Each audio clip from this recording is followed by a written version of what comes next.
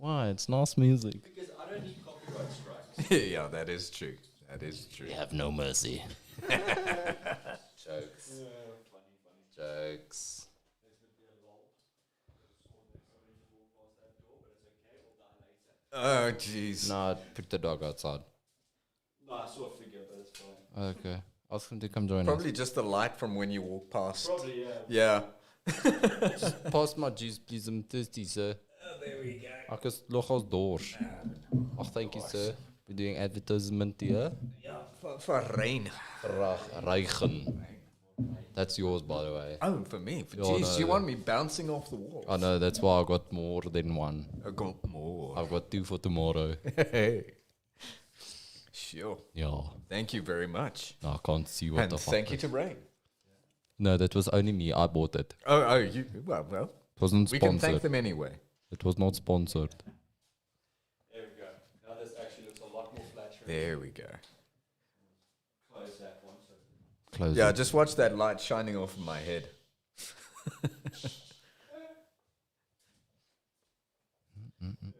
Where are we live on? On Oh, YouTube. is that where we are? I thought we were going to be elsewhere. Let me go have we're a... going to go on Instagram now. Oh, she's like it. It's so confusing. I don't know if you guys want to go on it. You go on Instagram. No, I don't really care right now. Okay. To be very honest. Yeah, you do go. that. Where are Sweet, my sweet. girl?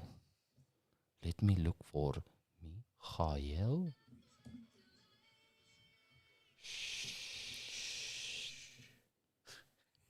Pretorius for Graffrey. Yeah, I've never done a live before, so. Oi. I see myself on his YouTube video with a hoodie of Mickey Mouse. Mickey Mouse. Mickey Mouse. One person are watching. That's probably me. Why is my mic volume so low? Because you're a... What did you do, Henry? I did Jack. Are we allowed to swear on this podcast? Well, it is YouTube, so. Yeah, I don't care. There we go. Yo. Shh. There is so much of a delay here. Why? Because, so, check this out. Check this out. Oh, look at that. We are looking Yeah, sexy smexy. let me open that, okay? So there it's, I'm holding the phone there, but I'm not holding the phone there. So like, check. Yeah, no, I'm only holding the phone there. And I'm gonna go I've like already put my this. drink down. People are watching. Well, welcome Welcome. How's it, guys? to City Buggers. Hey. Damn, my level's high. Yeah, you are a high level. I'll just lower it like that. There we go. Okay, let me just close this because Yeah. we don't need anybody else watching. Yeah. Dude, if you want to go live on your Instagram, I have no idea how. it's that little camera at the top. Wait. Okay. Oh, yeah. You see, this is why I'm so bad at Instagram. Oh, for sure. Yeah. I feel bad for people watching us. Yeah, that's, Reels, IGTV. so this phone has got a cock camera. So if I wanted to go live, I should use my other camera. Okay. Let me go get my other camera. Go get your other camera. I'll be back after this short commercial break.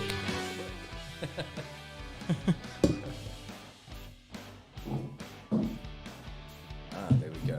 We're live. Okay. Damn, that was sensual on the ears. It was, eh? Right, let's see if we can set this up. Put this over here. And try not to get it in my face.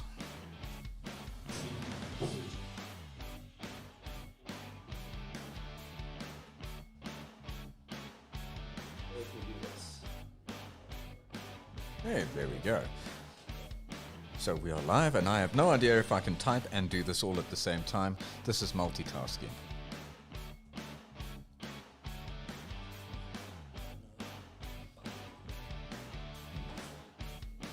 Nice. I'm not used to not having a camera staring at I me. know, it's kind of weird. Kind of weird. Hello. Put like this so that rain can sponsor my phone.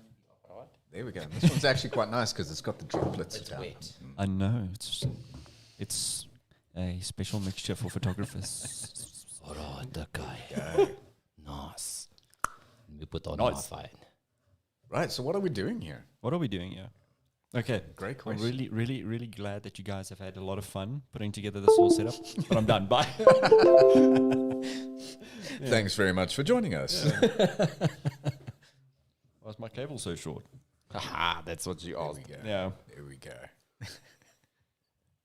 Every now and then we keep on dropping on the Are you webcam. live? Okay. I'm live over here, but Yeah. hi guys. But yeah. There we go. My Yeah. signal is pathetic. So for the guys on my Instagram, we're here with Michael, and we're here with Hanru, and we are going to be talking a little bit about photography tonight. So if you're here with us, stick around. That's not what I signed up for. Yeah.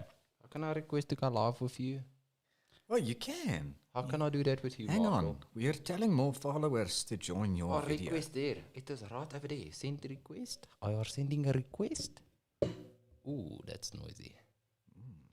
Yeah, let me see. Oh, I'm going to see my ugly face in a second. There we go. Hopefully, sometimes that causes interference, but we'll see what that does. Yeah, we'll No idea. We'll start the live officially, the podcast officially. When I press that button. Hang on. Sorry. I'm going to get the feedback coming through. Okay. Problem Yeah. has been averted. Poor people, they're just like tuning in on the Instagram. Hey guys. Yeah. Welcome Yo, to I chaos. I look quite gorgeous on my phone. Can I just say that? Look at that. Look at that. Oh, look at that. How hot is that? It looks almost better than Michael's camera. That's what he says. That's what I say. Come, have a look. I can see you. That You looks dumbass. so nice. Look, it's so nice. You must see yourself twice. Yeah. There we go. Poor people are Right, joining cool. in. But Ooh, yeah, yeah. so tonight we're going to do a podcast for anybody that's watching now on that side of like on the YouTube channel or on Instagram. We're going to do a podcast today. What the hell? I'm fiddling. And There we go. Oh, Roland's joined in with my chat over there. yeah, we're So, going to talk. Hello, a little, Roland. We're going to talk a little bit about photography, and yeah, we're going to start it officially. We just decided to do a little bit of an Instagram live beforehand. Fantastic. And yeah, then we're going to start and talk. And the topic is kind of ran off of Henry's idea, and then I found something on like a random generator. Yeah. No, it sounds good. Sounds Um, good. Yeah, the topic is photography expectation versus reality. Kind of like when you tuned into this show. Yes. What did you expect? Not And welcome this. to the reality. Welcome to the reality. Sure, that's Yeah. very close up. I don't think anybody wants to see my face that close up. Yeah. Is your volume on there? It is. Put it off, please. It's quite disturbing. Oh, is it? Oh, there we go. I'm gonna kill my broadcast here. Do you want to get Do you want to get another rain so you can prop it up again? There we go. There we go. Yeah, so if anybody's interested, the link is in my bio. There, that's right. With Yeah. Michael's bio. You can just pop in there, and then, yeah. Perfect. When you guys feel like we should go for it. Let's do it. Cool. Let's do it. All right. Let's press record. I have to do the intro, so Okay, you do it. cool. Hey, what is up, everybody, and welcome back to the Unfocused podcast. I'm here with my guest, Dave, Evermore Photography, and Hanru Bueta, who, you know, the class clown comedian. Yeah. Kunjani, how's it? The guy in the corner. hello. So, yeah. So today's topic is going to be photography, expectation versus reality. And we all know what we expected out of this and what we're currently doing to make this work. Yeah. Yeah. Yes. Yeah, absolutely. Well, it wasn't what I was expecting when I arrived here. Yeah, we threw all of this shit together really quickly. It works. It's all good. Yeah. It's all good. We're It here. works. Yeah, We're here. no, for sure. So, yeah. I guess the question was literally asked, what were you guys expecting when you started photography? What was the expectation when you started this whole endeavor? Well, for me, it was just more of a hobby. I didn't start off with any expectations personally. I didn't have any set goals, or, I didn't want to become the next Thomas Heaton or landscape photographer. It was just a case of, this is it. Let's do something. Okay, and you, Andrew? Yeah, pretty much the same. Okay, so I'm the only one that went into this. Oh wait, no, Yeah. I didn't really go into this like, oh, I'm gonna be a photographer. Yeah. How did you get into it? Funny, like we were doing motorcycle road trips Okay. and we were taking photos on our phone, and it was like we would like some better photos. So we bought like a cheap entry level Canon, Yeah. and it came with a little free pass. Sweet. And Oh, what that's it- cool. Yeah, it came with a little like free thing where you can go learn at Vega. Yeah. From Canon experts or whatever. I still have my little booklet that says that- Canon on it. That and my pen expensive and- place. Yeah. And yeah, so then I enjoyed the theory behind it so much, the science, and it was like so much fun. And I really got into photography. I was like, if we got this lens, the road trip photos would be so great. And I fell down the rabbit hole of gear hoarding. Yeah. And that's how I got into photography. I was like, this is so much fun. I'm so happy doing this, and I could do this for a job. That's pretty much how photography started for me. I don't know where that kind of clicked for me, that it kind of just turned into the job. Somewhere along the lines where it just decided that, hang on, I can't actually do without doing this. And I think that was at the point where I was like, okay, I'm a photographer. Well, that works. I legit started off with my aunt's, what was it? It was a Pentax. The DSLR, and I was like wildlife photos and cock like that. I was like, okay, Nice. let's carry on and go further. And then I met this idiot. What was your first camera, with the Pentax? It was the Pentax one, and then I borrowed my aunt's Canon 600D. And then from there, I got my 77. And now I'm at the RP, so. Nice. Yeah, but it was like wildlife photos. Go hiking, and you take photos of stuff, like random shit. Yeah. Burning candles, cock like that. Yeah, all the stuff that we've all done. Literally, that was my first introduction to it. It was like I was asked, it's like, there's this guy, he's trying to take smoke photos. Yeah. How do you get a candle to smoke? And my response was peer pressure. Love it. Yeah. Brilliant. Yeah, so that's literally, that's how I met him. And then he took me on a date. Yeah, It obviously turned out well. Yeah. I don't really know. I mean, like, I'm stuck here now. True. But at least you get out in the evenings and he lets you out. From time to Not time. really. He only lets me out in the mornings when I have to go wee, and then I get in my car and I go away. Pretty much. But yeah, no, so that's... What were you guys expecting at least when you got into this thing? It's like, I know it was a hobby, but like... I thought I was going to do like wildlife animals, and then I realized you have to be like a rich old toppy with 180,000 rand camera, and I was like, yeah, no, I don't have time for 400 millimeter lens. Wow, that's amazing. No. that. Yeah. No. And the amount of time you got to go spend at these places, and I'm like, That's yeah. it. Sitting in a hide, covered in camouflage, peeing into a bottle. And every 5 minutes, a lion coming past so you can take a photo of him. Yeah. You know? Yeah. Well, there's no boring days when you do wildlife photography. We all know this. No, not at all. Apparently we got a bad echo. Whose phone is on? Whose phone is on? Like the volume? It's the interference when we screen share. Yeah. Okay. Yeah. There we go. Huge echo. Huge echo. Let's just speak into the microphone like this. No, it's going to have to disconnect. Okay, fine. But do I have to put my stunning... Let me just do one more filter. How's the sound for you guys? You guys all doing good? Fine, I'm going to leave See, now. Leonie's in the chat. I see Roland's asking, why isn't he here? Well, Because he's over there. because he's over there. Yeah. Okay, well, Silly for the question. people who want to follow me, just Go to his page. watch his page. Whatever. There you go. Links are in the bio. Okay, I'm going to go now. Bye.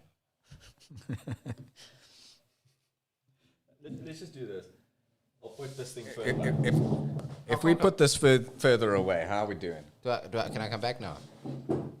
No, Okay, fine. we'll just do it this way. Okay. But yeah. So yeah, back to the question at hand. Nobody can see me. No, but to you get can back see. in. There we go. Fine, I'm gone now. Bye. We'll do this again. We need a wide angle lens. Don't you just want to go put the phone down there by the stairs? Yeah. Like outside? microphone just reach there. Oh, jeez, lock it, Bree. Okay, some guys are going to have to go. Your thing is not level. It's really irritating. It bugs me too, but I can't Please stand move it. No, I can't. Come on. But yeah, so no, definitely go. standing there in a hide all the time. Yeah. Didn't work. No, Put that over there. no it's, I think it's one of those things that where, again, you think you're going to just put on a couple of lenses, you're going to go out, you're going to come back, and you're going to have stunning photos. Yeah. And that's never the case. I actually really enjoyed shooting the moon with I think it was a 600 mil. 600 mil. Yeah, lens. 600 mil, yeah. Man, I love that. Yeah, you gotta be quick. Yeah. No, it was actually flipping easy as well. Yeah. It's like the light trail photos we keep taking. Ah. It's so easy. Like, yo. My best shot of the moon was on a 600. Yeah. I can actually show you which one is mine because it's my wallpaper. It's your wallpaper. Let me just close my notifications. Tinder's going a buzz here. Here we go. Okay, Nazi, the N-word has joined us as Yeah, like well. that. That That's is mine. fantastic. Oh, brilliant. Yeah. You know what? You need some Nino Batista's Ultra Sharp on there. Yeah, this was way, Plug. way before I started this whole thing. Sponsored. Hashtag just saying. It was in my Lightroom days, you know? Oh, I used that the other day. That was horrible. It's like, I was like, oh, this is Okay, shit. I'm obviously in the wrong group. Yeah, yes, Yeah, no, I got like it was quick edits. I was like, oh, this is shit. This is shit. Oh. Oh yeah, so what an experience going back to Lightroom after being in Photoshop. It's like, oh, you got Yeah. that control. It took me forever to change to there. Now that I'm there, I'm like, I don't want to go back. No. Yeah, I don't know. It's the case for me where I swap between whatever's going to do the job. You know, Yeah. easy as that. If you've got batch processing to do, Lightroom. Lightroom. Yeah. You know, if you want to make a piece of art, Photoshop. So this is a good one. It's like, what was your expectation when you started editing? Oh gosh, that was so many years ago. I'll confess, my favorite thing was clarity and saturation sliding. Okay. I didn't know shit about the rest. I was just like, Yeah, I normally do the color, the hue and saturation. Yeah. And you push those sliders all the way to 100. Oh, no, hell no. back in the day, yes. Back in the day, yeah. It's like, Everybody oh, does that. My photo, look how sharp my photo is. Oh. No, I'll do my magic one is like 555. Yeah, but now.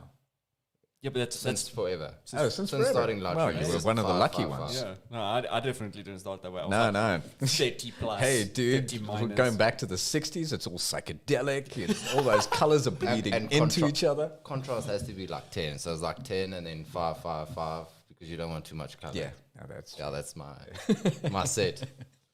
Nah. So, No. But yeah, so like reality now from back then is like when you started like price wise, actually getting the right equipment. I mean, like it's expectation is like cracked video games. That doesn't work that way. You know. yeah. can I just put a disclaimer in? Most of the gear I use is his. Yes, that's true. Yes, That's true. So Yeah. But look, I mean, I think I bought my first camera in 97. So that makes me very, very old. And it was a Ricoh. Hashtag quick maths. And it was a Ricoh camera, 35 millimeter. And I think it took me nearly 6 months to pay it off. I think I paid about 2,000 Rand for the camera. Jesus, like it. I wish I could pay 2,000 Rand for my camera. Yeah, but back in the day, and that came with only the 50 mil lens, Which is a nice lens. which was great. But then I had to learn how to use it, and the expectations was, well, look, you just point it, you click it, it works.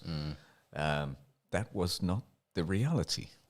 Now suddenly I'm getting film back and it's empty reels, and you're just like, what's going on? Why isn't this working? And that's when I realized this is going to take some work. Oh yeah. Now I remember also going out with like a film camera. It's my cupboard. It's I must say, film, when you shoot film, there's a different feeling about it. Like how the camera behaves. Like it's not a artificial sounding click. It's a it sounds like you're shooting a gun. Yeah, It's you kind of amazing. need like stabilizers built into it because, Yeah. you know, you really get that analog feel from it. And then you get your thumb behind the hook to move up to the next frame. So it's like it's such a cool feeling. It feels like you're actually working. And then when you get your photos back, you didn't do shit. Yeah. Yeah, because you found out that you actually wound the spool wrong and you've just been stripping the threads all the way through and you haven't moved on the frame. Yep. No, I've just had like the disposable ones you get at weddings and shit like that. Please don't ask me how the photos came out because I don't know. The Kodak and the yellow. in the green box. Yes, That's it. the black one with the yellow stickers and stuff. Yeah. I Yeah. remember those. No. I'm still paying off my camera. Only got like $700 left to pay off. Nice. Yeah. Easy. Next job, pays for it. Oh, that's next month. End of next month. Done. Done. Yeah. Done. No, but I knew what I was like sort of expecting for editing.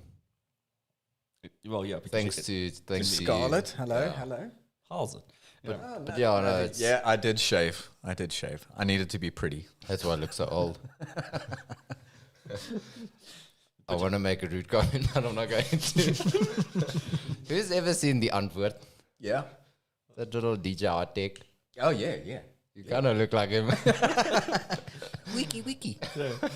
But yeah, no, I unfortunately gave him one of my, well, he used the R for the day. Oh, Okay. man, it was then when we did the unfortunately- shoot with Cindy them and the Harley.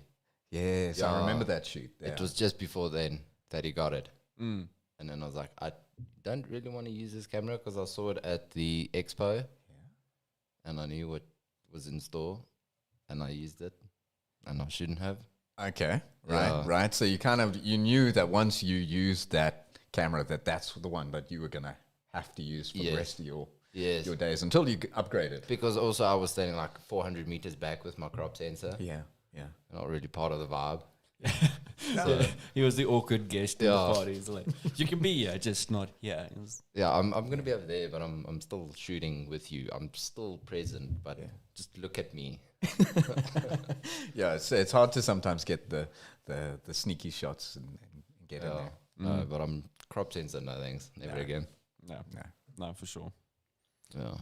But then, yeah, no, gear. It's like, there's this big thing I think in photography about gear. What does it matter? It's like, when people, it's like, let's go buy the most expensive Yeah. body. What, to me, I found, like, from my opinion, it's like bodies don't matter. Look, they make a difference Yeah. to a degree, but like lenses, it was the biggest game Yeah. changer for Yeah. me. Glass. Yeah. Yeah, absolutely. I mean, like at the moment, I mean, you guys are shooting on the ESRs, and I'm still working on the Nikon 5600D. So that's a cropped sensor camera. Does it do the job? Hell yes, it does the job. When we're looking at either going for entry level cameras or whether we're doing amateur cameras or we're going full pro, you take whatever is doing the job. You know, It's not about what you have; it's about how you use it. yeah, absolutely, Type of absolutely. thing. Because one of the best photos I've taken was with my 77 of Cindy Yeah, yeah. and the sun I've in got the a background. I've got a photograph of, and you've seen it on my wall there, of a little rowing boat that I took in England, and that I took on a Fujifilm S5000, which was a little 3 megapixel camera, and I've blown it up to A0. Jeez, like it. And it looks fantastic on the wall.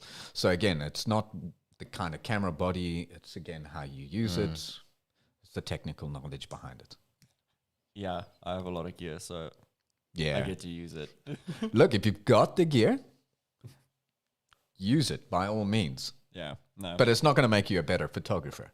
no, You know, I don't find, fall into that trap. no, I find myself often these days, like when I pack and I'm like worried if I've forgotten something, I'm like, I look at my camera bag, it's like, got lenses, got a memory card, and I got a body. I should be good. And then you forget your battery. No. I've done that once. Yeah, lately. Yeah. Mm. Only once though. Anyone's. So Yeah. the sweat one. Yeah. Drive home. But the batteries were full. In my defense, the 2 batteries I had were full. Yeah. They were just in the charging station. No, they were. I took them with. Ah, And the batteries were just like, damn. Yeah. Just past their life expectancy. Shit happens. and they're you know. brand new. Yeah. Damn. So I don't know what happened there, but Last year, I lost 2 batteries. They just don't charge anymore. They're just dead. Yeah. I do need to replace the batteries from time to time. My batteries are getting there. Yeah, they've got a certain amount of charge lifespan. So Yeah. No, well, but that's the thing. It's like, it's just, you expected them to last a little bit longer. yeah, expectation. Yeah. Reality. 2 photos and they're done. Yeah. So. Nah, well, That's a rude wake I up. honestly thought though that when I was still looking at the R and the RP and all of that, I thought, oh man, I'm only gonna get like 5 photos and the battery's dead. That actually lasts quite long. Yeah. Not gonna lie, it does last quite a while.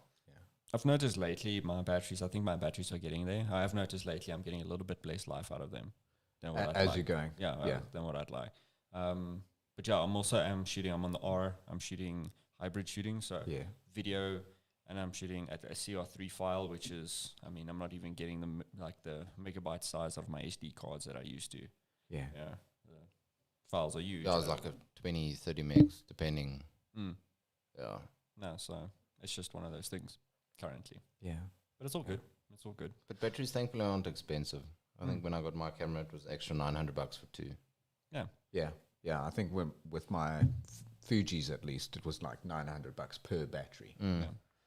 I mean, those are. And back in the day when I was working in the camera store, this is a tip for you guys: haggle those batteries down because they put such a huge markup on batteries. I think at the store I was working in, they were actually 300% markup on the battery. It's like alcohol. Yeah. Yeah. Yeah. Okay, look, at the end of the day, it doesn't really matter what you have to pay. It's like if you need that to do the job, you need it to do the job. Yeah. You know, be smart about it and go find your stuff that you need that could probably be more affordable. But I found so many times now, it's like when I buy something affordable, I just end up being screwed over. Yeah, that's it. You think you're making the right choice in buying something cheap. Yes. Because it suits your budget, it suits your pocket. Yeah. But at the end of the day, you're going to have to buy them multiple times. Whereas if you buy the name branded ones with the guarantees or something like that, Yeah. you're going to be looked after. It's just the fact of life right now. It's, you know, go cheap. There's a reason it's cheap. It's not, you know, don't get me wrong, you find really, really cool stuff for very affordable prices. I'm not saying everything that's cheap is shit. Yeah. But it's most likely shit. Depends on what it is as well. It's most likely. Yeah, I mean, if it's got multiple working parts and it's cheap, chances are it's not going to last you very long. No, for sure. No, definitely. But yeah, that's the thing with gear. Yeah. Yeah. Never expected owning so much gear. I've never expected having to own light stands. Yeah, light stands, yeah. I've never expected them being the most like coolest tool that you can have. Yeah, absolutely. I mean, I never expected to be working in portraits as much as I do. Yeah. I wanted to do no. I wanted to do still lifes, landscapes.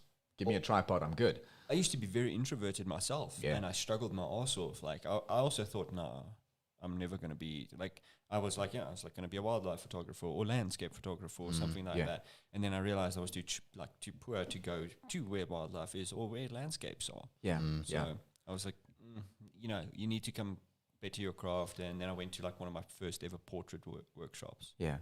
And, you know, I didn't expect enjoying it so much. Which is kind of like, if I think back about it, which was funny, the fact is like I loved lights before that already. Yeah. You know, and I was like, it's kind of like a little bit stupid in the sense. I was like, why wasn't I a portrait photographer? Because I already owned like lights.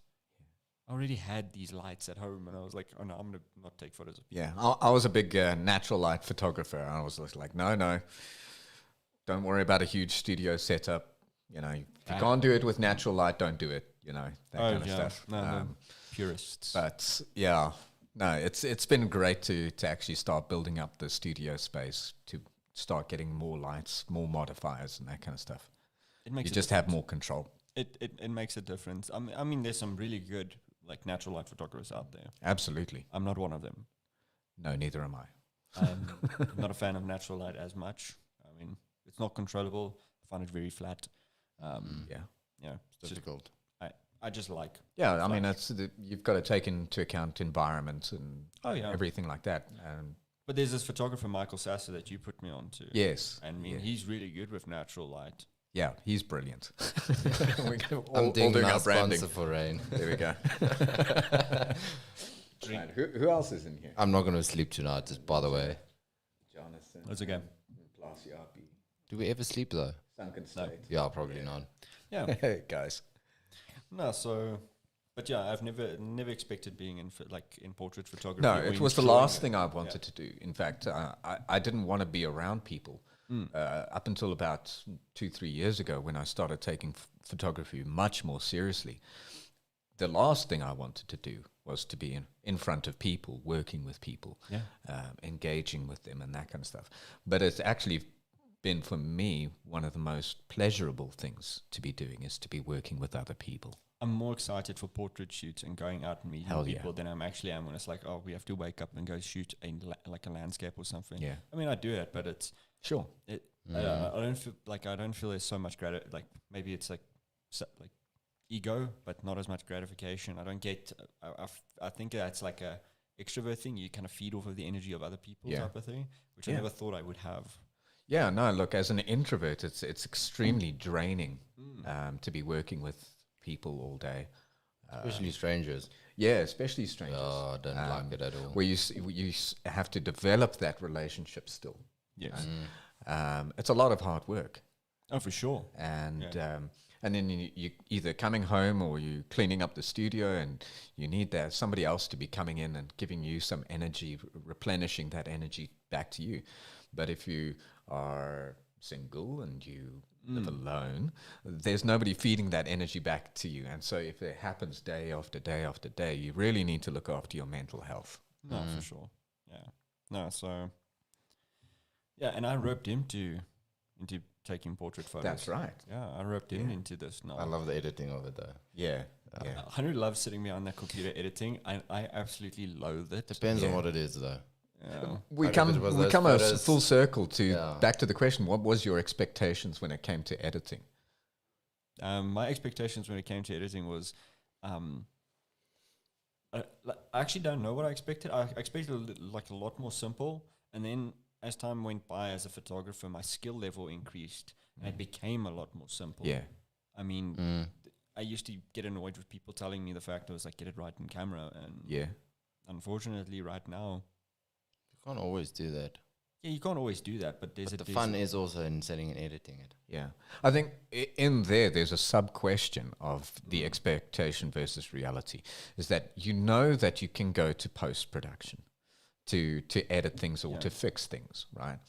So in your expectation of taking the shot, are you already envisioning the final product? You know that if I take this in this scene, you're going to do this edit and it will come out like such. yeah. Pretty much.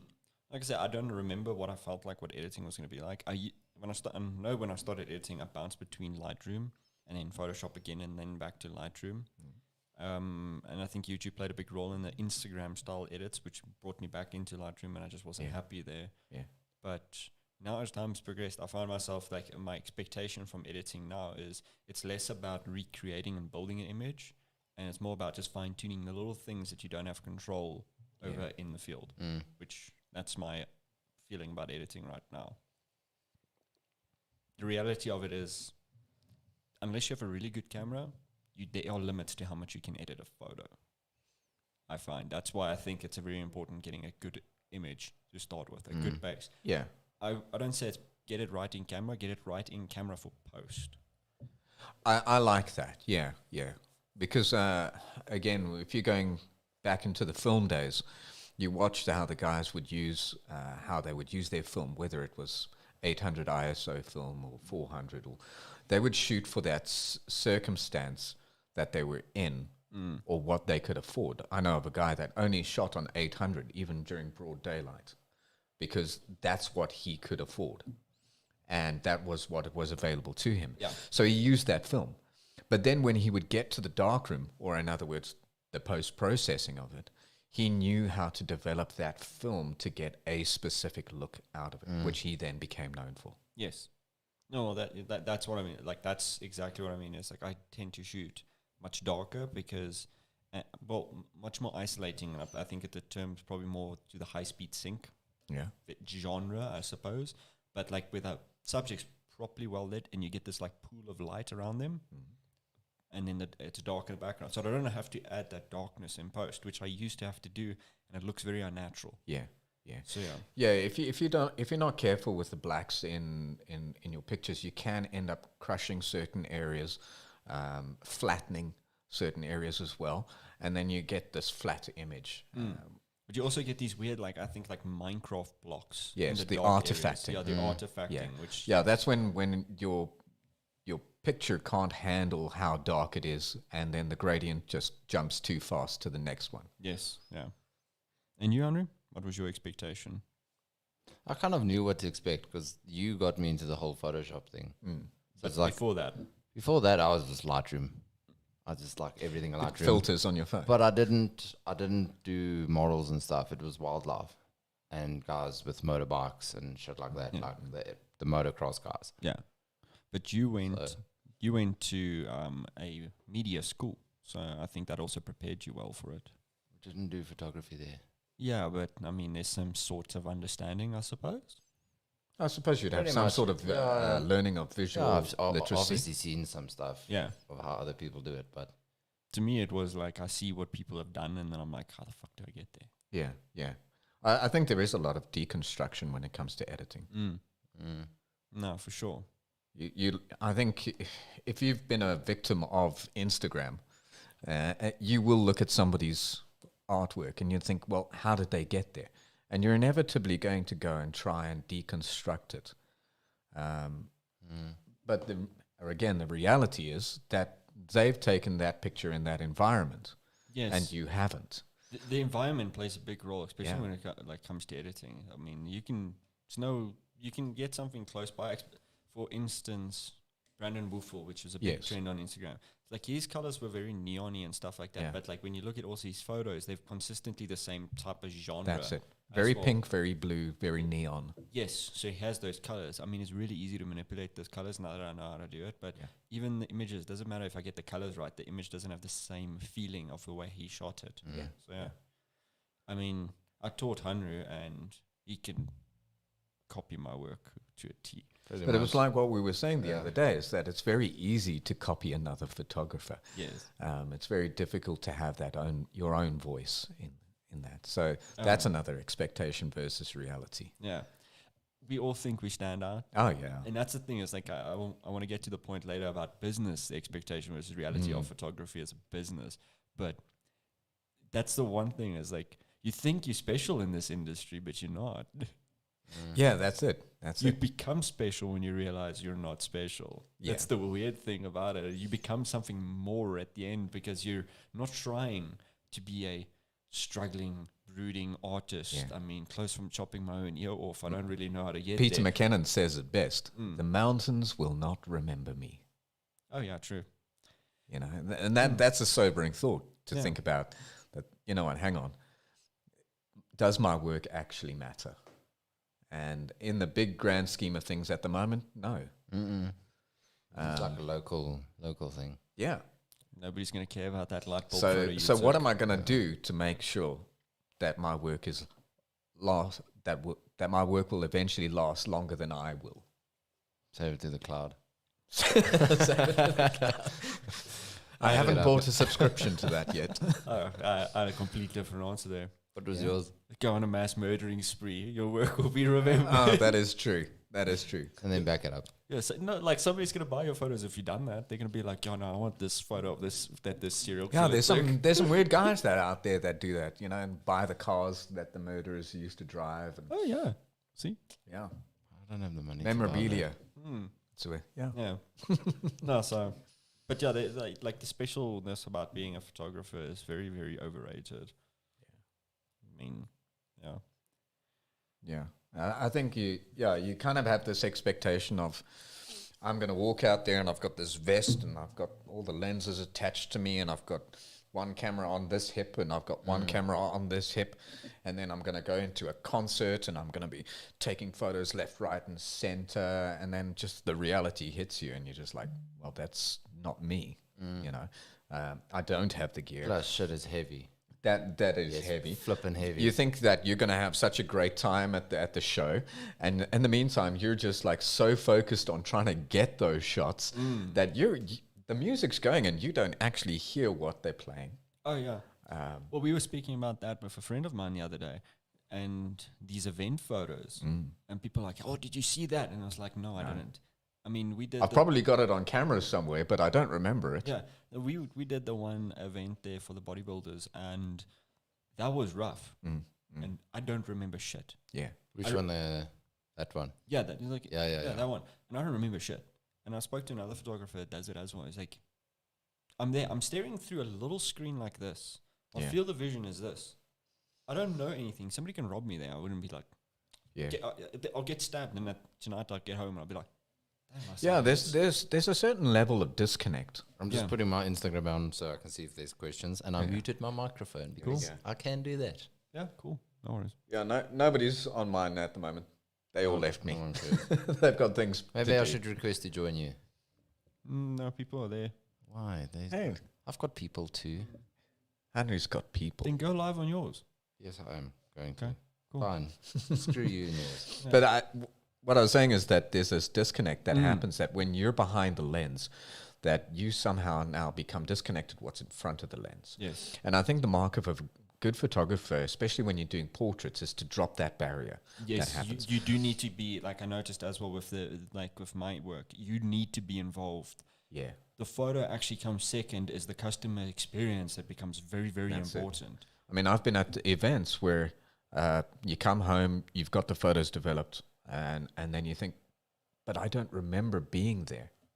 Yes. And I think that is one criticism of certain photographers, is that they're not actually present during a shoot, whether it's a journalist or whether it's a studio photographer.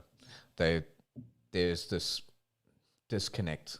That's the only best word I can use to describe it. I mean, like if you look at the guys that were part of the Bang Bang Club. Yeah.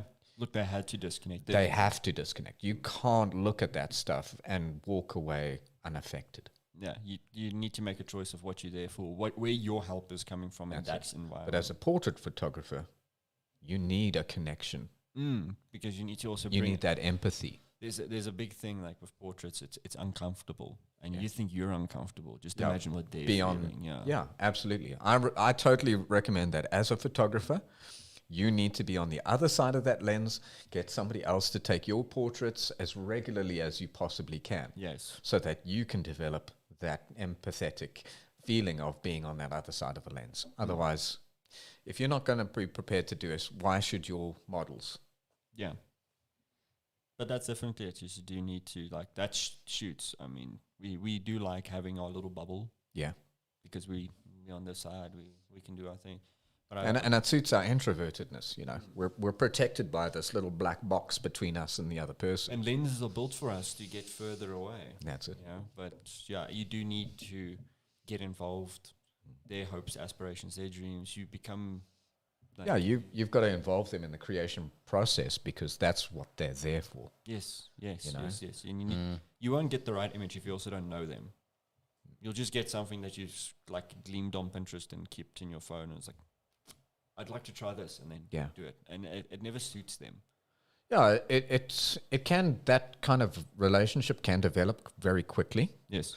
I did a short trip down to Ermelo a couple of months ago and managed to get amazing photos from a studio shoot with 2 models, and it was a fantastic day. Yeah. Other shoots, you can have somebody that you know very well sit in front of you, but if you're not connecting on the day, if you're too focused on other things, you're going to have a crap shoot, and you're not going to get those micro expressions that you want to get out of them. Watch those eyebrows, watch those eyelids, watch where they're looking, and all of those kind of things. Those things can change so quickly. Yeah. It also depends on if you're in a good mood or not. Yeah, if you're not feeling it, then you're just going to be like, you know what, I'm done. I want to get it over and done with. Been there. Yeah, no, I've been there as well, but I found it's like those days, especially, you need to push through it. As difficult as it is, You got to be an actor. You have to push through it, because you'll be surprised how quickly you go through those cuck moods. The moment you start engaging with them and you see those joy and how happy they are, and you just start getting involved with them, and you kind of feed off of their happiness for a bit, and it becomes. And also, I mean, like your negativity towards a shoot could pass on to them. Yes, it can. I've seen it happen, not with any of my shoots, but I've seen it happen on other people's shoots, where they come back and they've said, listen, these photos that we got from this photographer are rubbish. Yeah. I was like, well, how did the shoot go? How did you feel during the shoot? No, it was terrible. It was awkward. And, you know, well, there you go. Yeah. Look, like for me, it's like I can't afford making that mistake as well. I mean, my clientele, they prep for this. Yeah. There's a brief window of 24 hours where I have them. Yeah. Where they're ready for me. They actually go through this whole process, especially for me, to get the best shots possible. They didn't pitch up or anything. And to me, that's, I can't live with myself knowing that they made that much sacrifice, and I can't just cheer the hell up for like 1 hour of a day and just. Yeah, absolutely. You know, I had a client recently, and he came all the way from Nelspruit for a day, for an hour. And I need to pretend that my day is worse, you know. Yeah, it's not a competition. No. It really isn't. I mean, like, you can't get into dude, don't worry about it. My day was far worse. Don't worry. You can sit there. You're going to get through this fine. No, it's not a competition. No, for sure. It's just If they're having a bad shame, you know what? Actually, take a moment. Here's a cup of tea. Here's a cup of coffee. Tell me about it. Yeah. You know, use that opportunity to get to know the person sitting in front of you. Yeah. And that's going to work in your favor because they're going to be more likely to trust you when you tell them, all right, I want you to be in this pose. Yes. Yeah, and one thing that photographers know is the first 10 photos are cuck. Yeah. Yeah. So just Nail them. Just get them out of the way. yeah, just do those photos. Pick easy stuff. It's one of my biggest recommendations. Those first photos, pick the easiest stuff that you know you can pull off any time of day. Practice certain poses and stuff like that. Let that go through. Let that be a flow. They're generally going to be okay photos. They're not going to be your winners. Yeah. But then from the, like in that period of time when you're very confident in those photos, spend the time and actually engage with the person. You're comfortable doing these photos. They're easy for you. That means you have a free time to just engage, talk shit, and have fun. Yeah. And same also goes for like sometimes you're like psyched up for a shoot. Everything happens nicely, cool, and then when you see the photos afterwards, you're just like, Yeah. yeah. Unfortunately, yeah, you can.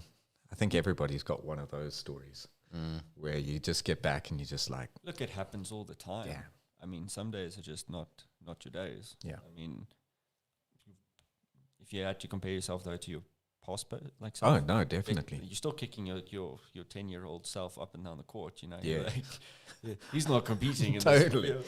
Yeah. But you know, you could have done better. And Yeah. look, you can't dwell on those days either. No, learn from the mistake of it. Mm.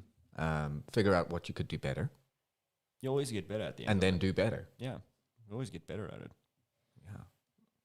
I mean, I remember I shot a wedding a few years ago, and it was the most terrible, terrible wedding to ever be part of because the bride never smiled. Not once. Well, maybe once, and we used that image to actually Photoshop onto other photographs of her to make her smile. It was terrible. I don't know if she was getting married against her will or something like that, but it was miserable, and we didn't get paid until late. We didn't get given food, nothing. It was just Weddings weddings. Weddings are something else. I love it. I love the chaos. I thrive off of it. Yeah, it's huge pressure. But like people talk about how weddings are chaotic. It's not. If you know what you're doing. It runs Yeah. like It's on a set clockwork. of rails. It's scheduled. Yeah. It Everything's laid runs out. like clockwork. If you're scared of weddings, you've never done one before, or you've never like maybe you've done one. It was like and the pressure of it got to you. Yeah. But like honestly, if you tell me weddings are chaotic, look, we have things that always are going to prove that it is chaotic. Bad days happen. And things will go wrong. Yeah, bad days do happen. But I found weddings are like one of the easiest things to do because weddings go from you get there, you take get ready shots. Then while they're busy, you go take some detail shots or, the ring shots and all of that. And then you pretty much have about 30 minutes of nothing happening. Yeah. Yeah. I spend that time just walking around looking for like the latest shots with the bride and groom. That's what I do then. And then there's the chapel. Yeah, and then you just go to the chapel. Well, you tend to stay with the bride. Yeah. I tend to stay with the bride. And Yeah, main shooter stays with the bride. yeah, but I've already then in that period of time went to the chapel and experienced it. But like, there's you don't actually realize how much time you have on a wedding day, which you're not doing. There's a lot of time where you sit around and you're waiting for something to do happen. It's nothing. like you can't take 400 photos of people putting on makeup. Yeah. No. Just trust me, it's It's more of the same. yeah. And then you go take your time, you go on and you do your thing, and then things happen again. When the chaos starts setting in, is mostly there at the very end, the dance. Then that's like very pressurized, and also you're tired by then. So that's when it really kind of gets to you. But honestly, again, like what we were speaking about is get to know the people. It's like a lot of those things can be avoided by meeting the bride and groom beforehand, getting comfortable with them. getting comfortable with them, let them know who you are, Yeah. really, really actually get engaged. Like we've distanced ourselves from humanity so badly, like, and all of these things are solved by actually treating people like people. Yeah. So, that's to me, it's like, that's how a wedding is like fantastic. I love weddings. Yeah. No, I mean, I've enjoyed being at weddings, but I don't want to work one again. I've been there, done that. Fair enough. You know, it's from my side of things, it was always difficult, and this was still back in the days when we were using film, is that you end up going home and you developed all the photos, you've made a wedding album for them, and you phone them when they get back from their honeymoon, and they're just like, okay, so we've got the books ready for you, everything's ready. All we need now is the rest of the deposit, and we can hand them over. And they'll say, nope, sorry, we spent that money on the honeymoon. We'll only have that money again in a few months' time. And it was just like you phone them in a few months, and it never happens. And so we threw away maybe 5 or 6 wedding sets because they just didn't come back for them. So I was like, okay. Actually, didn't tell them payment up front. 50% deposit. Yeah, no, absolutely. And That then the was worth the rest. 50% deposit. And then the rest, once all the photos are done, you go, okay, cool, where's my money? it. And then before you get a single photo, Yeah, and they never. We literally had books that we threw out. But that's like now good little segue for expectation versus reality, the business side of Yeah. photography. What would what did you expect? Did you was your expectation like mine, Field of Dreams, or was this a little bit more what's the name? I think your description there of Field of Dreams is accurate. yeah, it's If you build it, they will come. yeah, no, that's also like And then you sit there in an empty stadium. yes. You've got all this lovely little things set up for them and nobody's there because, yeah, it just doesn't happen. That was my expectation. I Yeah. thought I was going to be the one that took that one photo of a damn bird in a tree and I was going to blow up. And I was Yeah. like, yeah, buddy. It doesn't work like that. No. No. Yeah, you're very right. I think everybody's got this, and especially artists have the self-inflated ego. You have to have that if you're going to make it as an artist. yes. You believe in your work. But the tough part is getting other people to believe in your work. Yes. And right now, nobody knows who you are. So when you're starting off, it's the roughest thing in the world. It is definitely. You can still be a great photographer when you start off your business. And you can have no customers. Yes. You can take the greatest little picture on your cell phone and you can put it up on Instagram and you can become the most famous person over the next 6 months. It's luck of the draw of who sees you. And that's what the trick is now, is to try do as much marketing, get seen, to create some sort of a name to your brand. And Mike, I know you've got very strong feelings towards branding. Yes. Yeah, no, I believe it's very important, but we'll get to that. Henry, your side of things, because I think you and Dave are currently in the same position in the infancy of starting this as a career. I don't really see myself as actually having started. Okay. To be quite honest, I don't So think you're before where I am. Yeah. Yeah. Okay. I'm also at this point where I'm like, you know what, fuck it, whatever. Okay. If I take photos, I take photos. If I don't, I don't. Okay. Okay. You have the optional, the added benefit of having a day job. Yeah. Yeah. So this is still quite a hobby for you that you could potentially in the future. I'm also at that point where I'm like, you know what, I've asked so many people like, hey, listen, this is what I want to do. And there's always like, oh, yeah, no, cool. And or just fuck all. Yeah. And I'm like, you know what, I'm fucking done with people. I'm not going to ask them. Yeah. So it's sort of like an irritation, but I know I should push on, but I'm just that point where I'm like, I don't give two shits. Yeah. So I think Fuck it, in that whatever. you were kind of expecting a little bit more of a community Or just vibe. people to actually give a shit and answer you. Yeah. Yeah. Not like and the reality ignore is you. that nobody does. Yeah, no one gives a shit as well. So I guess it goes both ways. Yeah. So, The reality is that everybody's got their own problems and they're all focused on their own problems. And so even if they are your friend, that's your problem and you need to sort it out. And they're not going to have the time or the energy to come and sort that out for you. Yes. That's something you've got to do. And it's a hard pill to swallow. It really is. I mean, I know I've asked a couple of people for help and they turn around and they're like, I'm sorry, I haven't got the time. And you're just like, but I needed you. No. That's life. That's business. You quickly realize who you can actually count on and who you can't. I think that if you can, the reality of the situation is there's only one person you can rely on to get the work done, Yourself. and that's you. Yeah. Or the oak who owes you money. Yeah, if there's a guy that owes you money, good luck. You know, that's all I got to say to that. You know, but I think if you've got a dream, if you've got a passion, if you've got some sort of a goal in mind, even if it's just for that project, never mind as a business, just as that project, the only person that's going to get that job done right is you. Don't rely on somebody to bring the wigs. Don't rely on somebody else to bring the body paint. Don't rely on somebody else to bring the wardrobe. You need to be following up every single step of the way. And some people might think I'm controlling. If that's the case, yes, I am. Because I want to make sure that it gets done right. No, that's actually a good point, because we had a shoot where we had another party involved, and that went cock and we had like 20 minutes to do a full shoot. Yeah, yeah. No, absolutely.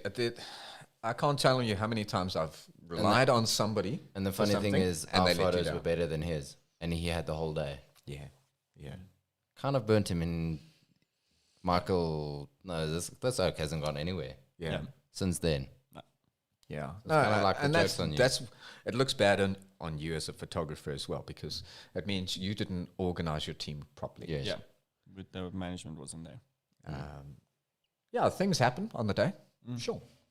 Cables break, memory still cards happen. fail, batteries unexpectedly die. But you can sort of try to anticipate the problems to the best. And the more you shoot, the more you are able to have that educated guess as to this is a potential problem. Yes. I've got a shoot that I want to do, and I know that in order to do this pool shoot, I'm going to need scuba divers in the water. I'm going to need standby people on the sides. I'm going to need the lighting to be battery operated. I'm going to need first aid kits. I need that.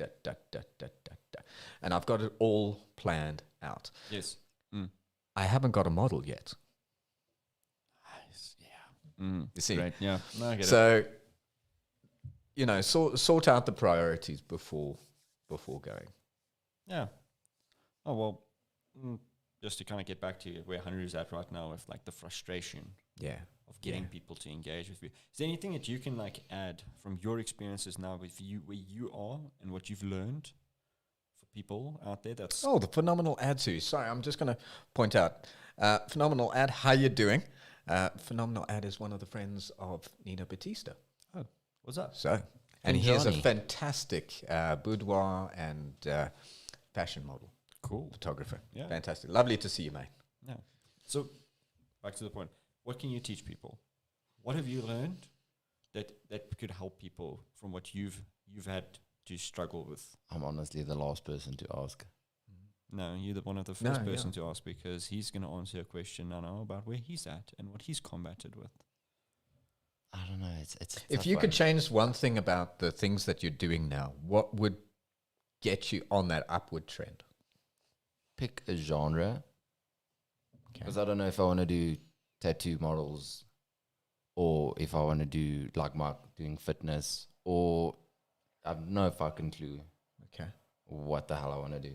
Okay. Okay, so Pick basically a what- style, like do everything and then go for it. Because currently I'm like, you know what, That's- I like I'm that. over this now. I'm done asking. Yes. Because I don't want to pick on people or anything, but I have found that people with tattoos are the most full of shit. And it's just like, yeah, And that's not to say that we hate people with tattoos, because my arms covered. we've in got tattoos. yeah, I can actually speak for myself though, so that's probably why as well. But yeah, no, I just, it's frustration Yeah. Okay. because everybody wants photos as well, but no one wants to pitch up and help cut the cake Yeah. type of thing. Okay, so your best thing is for people to actually get to know what you want out of this. I'd say first shadow someone, honestly. Don't even waste your time doing it yourself. Shadow someone. Okay, cool. This guy's a fitness guy. I will help you carry lights. Those That's a things good weigh point. 40 kgs. I will carry 40 kgs the whole day. That's a good point. I always tell people it's like if you're gonna get into the field and you're gonna shadow someone, leave your damn camera at home. Yes, don't take a camera because I what are agree. you doing? Then you feeding off their hard work, and then they're You'll gonna be you'll like, be so busy taking pictures that you're not concentrating on what the person that Yes. you're supposed to be learning from. Yes. exactly, and then they're gonna get irritated with you. And there goes your future work with it. Yes, and someone else who's actually got more talent than you wants to shadow this guy, and he might. You never know. This guy might be the next Cole Taylor or someone, but Yeah. because you were an asshole, this guy's like, I'm done. Yeah, I'm not he's not taking anybody any more in. apprentices. Yeah. yeah, Yeah. absolutely. So I'd say do that. Shadow someone. Okay. Now, from your experiences, Yeah. you're struggling right now. We've spoken about this briefly before this. You're struggling right now to convert interest into money. Yeah, yeah. So that's my biggest thing now is that, yeah, the follower count on Instagram is great. Okay, we're growing every month. It goes up and it goes up, and you get the likes, you get the nice comments and those kind of things. But it's so difficult to convert a quote into an actual payment. Okay. And yeah, it's just something that I'm struggling with in coming right in my brains is that what do I have to do to convert those numbers? And I think it's for me personally, I'm not hitting enough mailings. I'm not putting myself you're not out playing the number enough. games. Yeah. So if you're going to put out 100 emails, you may be going to get 10% of those back with somewhat of an interested response. And of those, you may be going to get one back, which is going to convert into an actual. Yeah, you want to get likes into ones. Yeah. So for me, I think that's my struggle is actually doing the emailing, the networking and that kind of stuff. That stuff sucks. But you got to do it. Yeah. I think it's also difficult being a guy doing boudoir. There's a stigma about it as well. Yeah, look, and there are weirdos out there. There's definitely a stigma. There's a big stigma with guys and just about in general in any field that kind of compromises anyone. Yeah.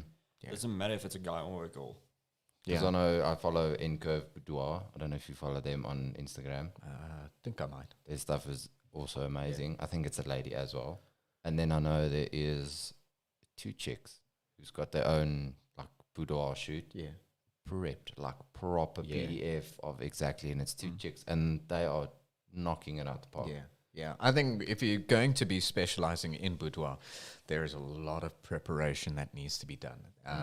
Whether it's getting yourself clothing racks, getting a couple of items for the wardrobes or something like that, there is just so much. Even down to just getting some wine, getting some food for the table, something that's not going to necessarily get stuck in the teeth. They're not going to get drunk. Room temperatures and all of that as well. It's You've got to very have a much warm finicky. room. It's a big job. And then you get me that did it in an airplane. Yeah. But yeah, I mean, like, so the idea behind doing like boudoir or some sort of fashion stuff is that you've got to really take your marketing game into the shoot, and that's what I try to do. And I don't know if my followers, there you go, N-word, she's going to be shooting with me on Saturday. We're going to have a great time again. We're working on a very exciting project. She's just laughing at us. Yeah. Mainly at you. No, yeah, probably just laughing at me. Doesn't know who the hell I am. She will get to know you guys. I promise you. But yeah, so like my expectations was that, I do good work and I know I've got good work. Why isn't this converting into cash?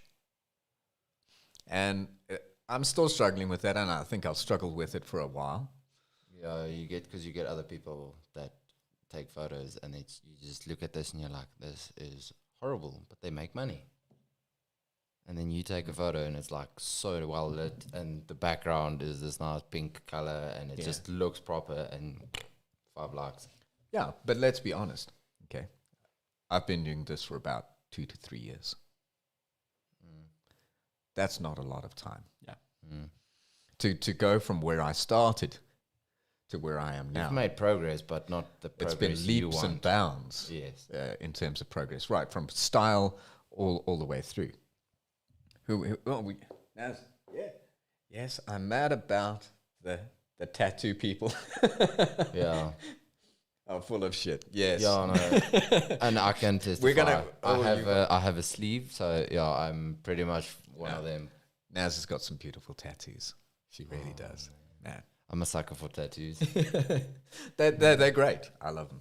Yeah, especially they're difficult Stacey. to retouch around, though. Especially Stacey, those photos that we took. Yes. Oh my soul! When she took, and I saw that back, I was like, oh Yeah, she's got those white tattoos. yeah. Yes. I was like, I'm so sorry, I'm not being a perv, but that is fucking cool. Yeah. And I was like, oh. Yeah.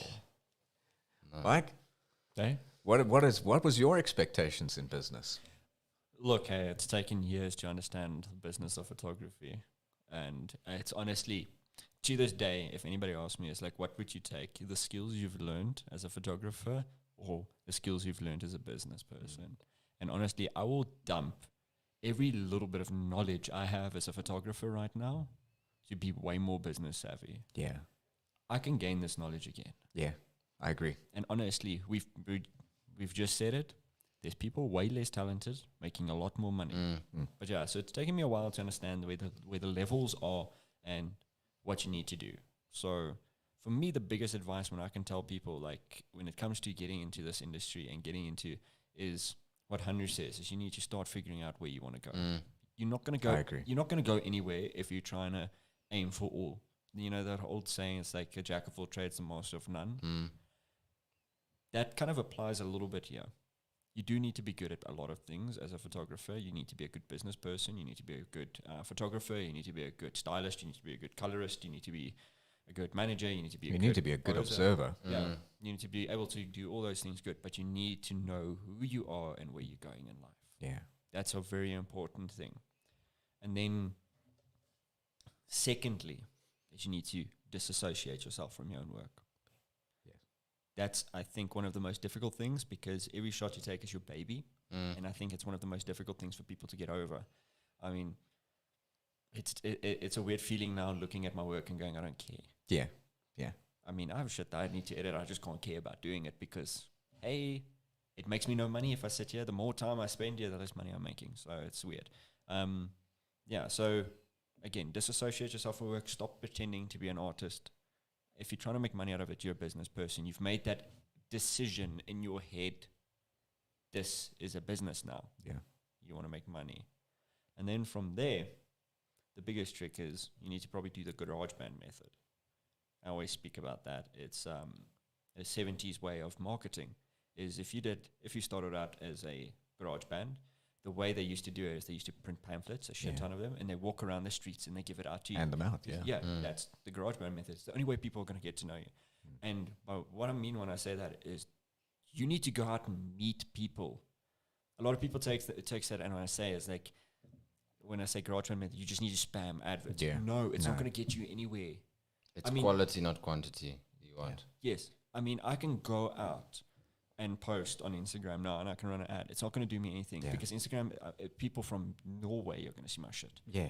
What the hell does that benefit me? No, it doesn't. But the GarageBand method is the fact that you're walking around your own town where the people are going to come and watch you. Yeah. That's how you need to work at it. No, I agree. Yeah, I mean, it's like a couple of years ago. Can you believe it? It was a couple of years ago. We started with that Santa Night Walk. Yes. And from there, we've made friends on Instagram that have stayed with us since then. And, you know, that's the kind of thing that you need to be doing is that, look, it's difficult for an introvert It is. to actively make plans to go out. But you really do. You need to. It's vital for your health. It is. I mean, as much as I've enjoyed, as weird as it is, the isolation that COVID has brought, it's also too much. Yeah. It's too much. And so we need to get out and we need to make those opportunities to meet people. Yeah. Because it doesn't matter who knows you. Well, it doesn't matter who you know. It matters who knows you. It matters who knows you. And so you've got to be getting out there, and you've got to get those people to recognize, oh, that's 100. Oh, that's Michael. A good example of this, and it's maybe just the way I've looked at it, is like Elon Musk. Did you find out about Tesla cars, the Tesla cars, before or through knowing Elon Musk? Before. Did you know about Tesla before Elon Musk? Yeah. Yeah. I learned about Tesla through Elon Musk. Okay. No, I heard about the cars. SpaceX. Yeah. I knew about Elon Musk long before I knew about SpaceX. And he's got several other companies. Yeah. My point being is I knew the man before I knew the work. Yeah. That's how I found out about the car service and the shit like that. I knew the guy, you know. Yeah, I only heard of him like recently. Oh, no. 2 years ago, so recently. But let's reverse that. Okay. So you know his work. Does he know you? No. No. So. But the thing is, he made the sale by making sure that people know who he was. Yeah. Yeah. So for me, it's a case of, I want it reversed. I want people to know who I am. Yes, and that's a big thing. It's like it's the reason your followers don't grow as quickly as you want. Yeah. The reason you're kind of getting stuck in your business aspect is because this is also the big trick that people miss is who are you catering for in your business? Yeah. Are you catering for you? Can you afford you? Can I afford me? Your battery's low. Yeah. Oh, battery die. That's still going, I think. Oh, hello. But yeah, the question is it like, are you catering for you as an artist or are you catering for you as a business? Yeah. You know, I cater my work specifically for the clientele. I know my clientele and I know who's going to pay me at the end of the day. That's a very good point to have in your business. You need to know who you, and this is where the big struggle comes in, is how do you know who your clientele is? You know, that goes hand in hand with your target market. yes, and the all of target that, market. It's the everything. most difficult thing. And The that personally, expectation versus reality, that was one of the most difficult things to me to come by with reality. It's expectation. I was just going to be like, post it out there and people are going to see, and the right people are going to see it doesn't work. And the right people are going to come to you. Yeah, and it doesn't work. No, it doesn't work. The reality is you need to know who they are so you can legitimately almost go put your pamphlet at their doorstep. That's how they're going to find out about you. Yeah, absolutely. And you've got to put the money into it. You've got to make those business cards. You've got to go make those pamphlets. You've got to make those ads. Oh, yeah, the money goes into it all the time. It just like loves it. I mean, car magnets. Yeah, just look at the studio. yeah. You think business paid for it? No. No. Yeah, and that's the other expectation is that, that everybody thinks I'll just get a camera and I'll start a business. Yes. And it is just so much more complicated than that. It is. And consistency. Consistency is very much key. I mean, and we can look at my track record on this all the time. I don't post. Yeah. Yeah. Yet I'm growing on Instagram. So for everybody that's telling me, it's like, oh, you need to post to grow on Instagram. I've grown in the last couple of months by 500 followers. Yeah. And I've posted 3 photos. That's right. So, you want to tell me my likes are still the same amount of likes? Nobody's come in and liked my photos, but they've come into my page. Yeah. They're getting to know who you are. Yes. So tell me again about what's your philosophy about this whole thing about posting. No. Oh shit. No. I don't. No, you'll notice that my work has slowed down as well. I was like posting one every day or every other day. Now it's like, if I've got something I want to show off, great. Cool. Yeah, that works. Henry's even quit off of Instagram for a bit. Yeah, I've got so many photos that I can post, and I'm just like, I'm also that guy. I'm honestly at this point where I'm like, you know what, fuck it, whatever. If I do photos, I do photos. If I post them, I post them. If I don't post them, I don't. I don't even go onto Instagram nowadays.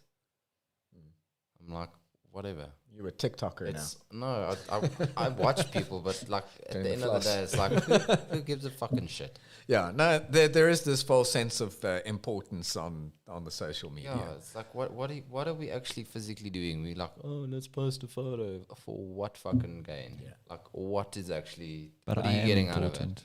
I am important, so. Yeah, so is your ego. Yeah. I'm on Instagram to stroke my ego, okay? I'm like, I don't even go on there because also half the time everyone's half fucking naked. Yeah. Oh, yeah, no, that's a big problem. It's like, it's softcore porn. I'm like, if I wanted to do that, I would go into Pornhub and watch porn. I wouldn't go and scroll through photos and be like, oh, okay, well, wow, okay, there's nothing more to show, nothing less to show. Yeah, it's difficult to find content that inspires you. And I think fortunately I've got a good community of friends on Instagram where I can be exposed to different artists and be inspired by the work that they do. I'm mainly, between the two of us, I'm like the person that follows the most chicks for like models and stuff. And I'm like, yeah, whatever. Yeah, no, look, if you're going to be on the Instagram, it's going to show you more of what you're looking at. That it knows what you're looking at. I mean, if you watch, there's a couple of guys out there that do these things, and they will show you, right, well, you looked at this profile. This person is involved in this community. I'm going to show you more of what's in this community. So you will just get a broader and broader and broader sense of what's in that community the more you look into that. So if you're looking into like different photographers and you build your Instagram around photographers, then you're going to be much more inspired by different artists than by following, let's say, for example, models. I've got some people that follow me, and I'm sure that they're very lovely people, but they're not photographers, or I haven't worked with them. So there's just no reason for me to follow back. And it's not because it's I'm a big photographer. No, I'm not. It's just like your interests aren't in line with my interests. There's also expectation of you following this person, they follow you back. No, bullshit, man. 9 times out of 10, a week later they unfollow you anyway. Yeah, I follow like probably 1,000 people and I've got like 400 and something followers. Yeah. It's like also expectation versus reality. If that was the case, then fuck it, I will sit down tonight and I will follow 1 million people. Yeah. If it was like a 1-to-1 ratio. Yeah. Otherwise, no, look, fuck some it, people do whatever. it. Some people do it and it doesn't work out for them in the long run. Yeah. Well, I don't follow a lot of people. My following is like my followers are more than what I'm following. Yeah. The wildlife page that I haven't posted on in probably 2 years has got like every day new follow, and I'm like, yeah, whatever. It's just random. It goes down to with Instagram, you want to have valuable content, valuable comments, and we've spoken about this before. It's that like you'll often get the guy who puts like 3 hearts or 3 fire emojis, or after one of your pictures, and you're just like, wow, geez, thank you for putting the effort in. I'm pretty. And Instagram recognizes I know that. I'm sexy. That's why I posted the photo. I don't need your little flames to. And like, prove Instagram that. knows this, and they don't see emojis as a comment. Yeah. So whoever is watching this and sees this at some point, don't waste the time. Actually sit there. It needs 4 words or more. Okay, so minimum 4 words. You're a piece of shit. There we go. There we go. You can start off with that. But I mean, if you can't put in the minimum effort of typing a message, then don't bother. Yeah, just leave me alone. Yeah, just like it and go on. Don't even bother. Move it. So that's another expectation, is people just hammer away on these emojis thinking that they're going to become popular. Yeah. Do you honestly think I'm going to go follow you because you put little hearts on mine? Oh, thank you. Or people like, honestly, you're just irritating me because now I got excited and I go, oh, fuck, yeah. Okay. Or people going, okay, fair enough. Like it's got a positive and a negative. Like, thanks for saying, oh, great photo. But on the other hand, it's like, no shit, Sherlock. I fucking posted this because I know it's a great photo. Yeah. So it's like stating the obvious. Like, oh, I'm wearing a fucking khaki shirt today. Yeah, look. Heart emoji. Yeah, it's like, give me proper comments. Like, I don't like the pose or whatever. Give me even if it's a criticism or negative feedback. comment. Don't just, I will take a negative comment that's been well thought out over a set of fire emojis. Exactly. It's like, just keep your comments to yourself if you can't give me like something. I know it's a good photo. That's the whole point. Is like, I know the shirt is comfortable. That's why I'm wearing it. Yeah. I'm not going to put on something that's uncomfortable and people going, oh, yo, that's very uncomfortable. No fucking shit, Sherlock. Yeah. Okay. For instance, since 2019, when I did Instagram, and I grew a lot because we did random shit. That's the period of time we did light trails and stuff. We did random shit. I did a lot of Instagram stories, did a lot of Instagram lives. We did our night walks. We did a lot of stuff. And what's the name? One of the biggest things that I know, I noticed on it, was I grew in following, but I didn't grow in followers. Now, since I've taken my new route of understanding what's valuable and what's not, I value the people that follow me. Honest to God, every one of my followers right now, and I'm getting less likes. Yeah. And I am valuing them so much more. And I've got a larger following than I did back then. And that doesn't matter to me. It's just the people that have now followed me, I get DMs from them. Yeah. They engage with me as a human and they make me feel loved.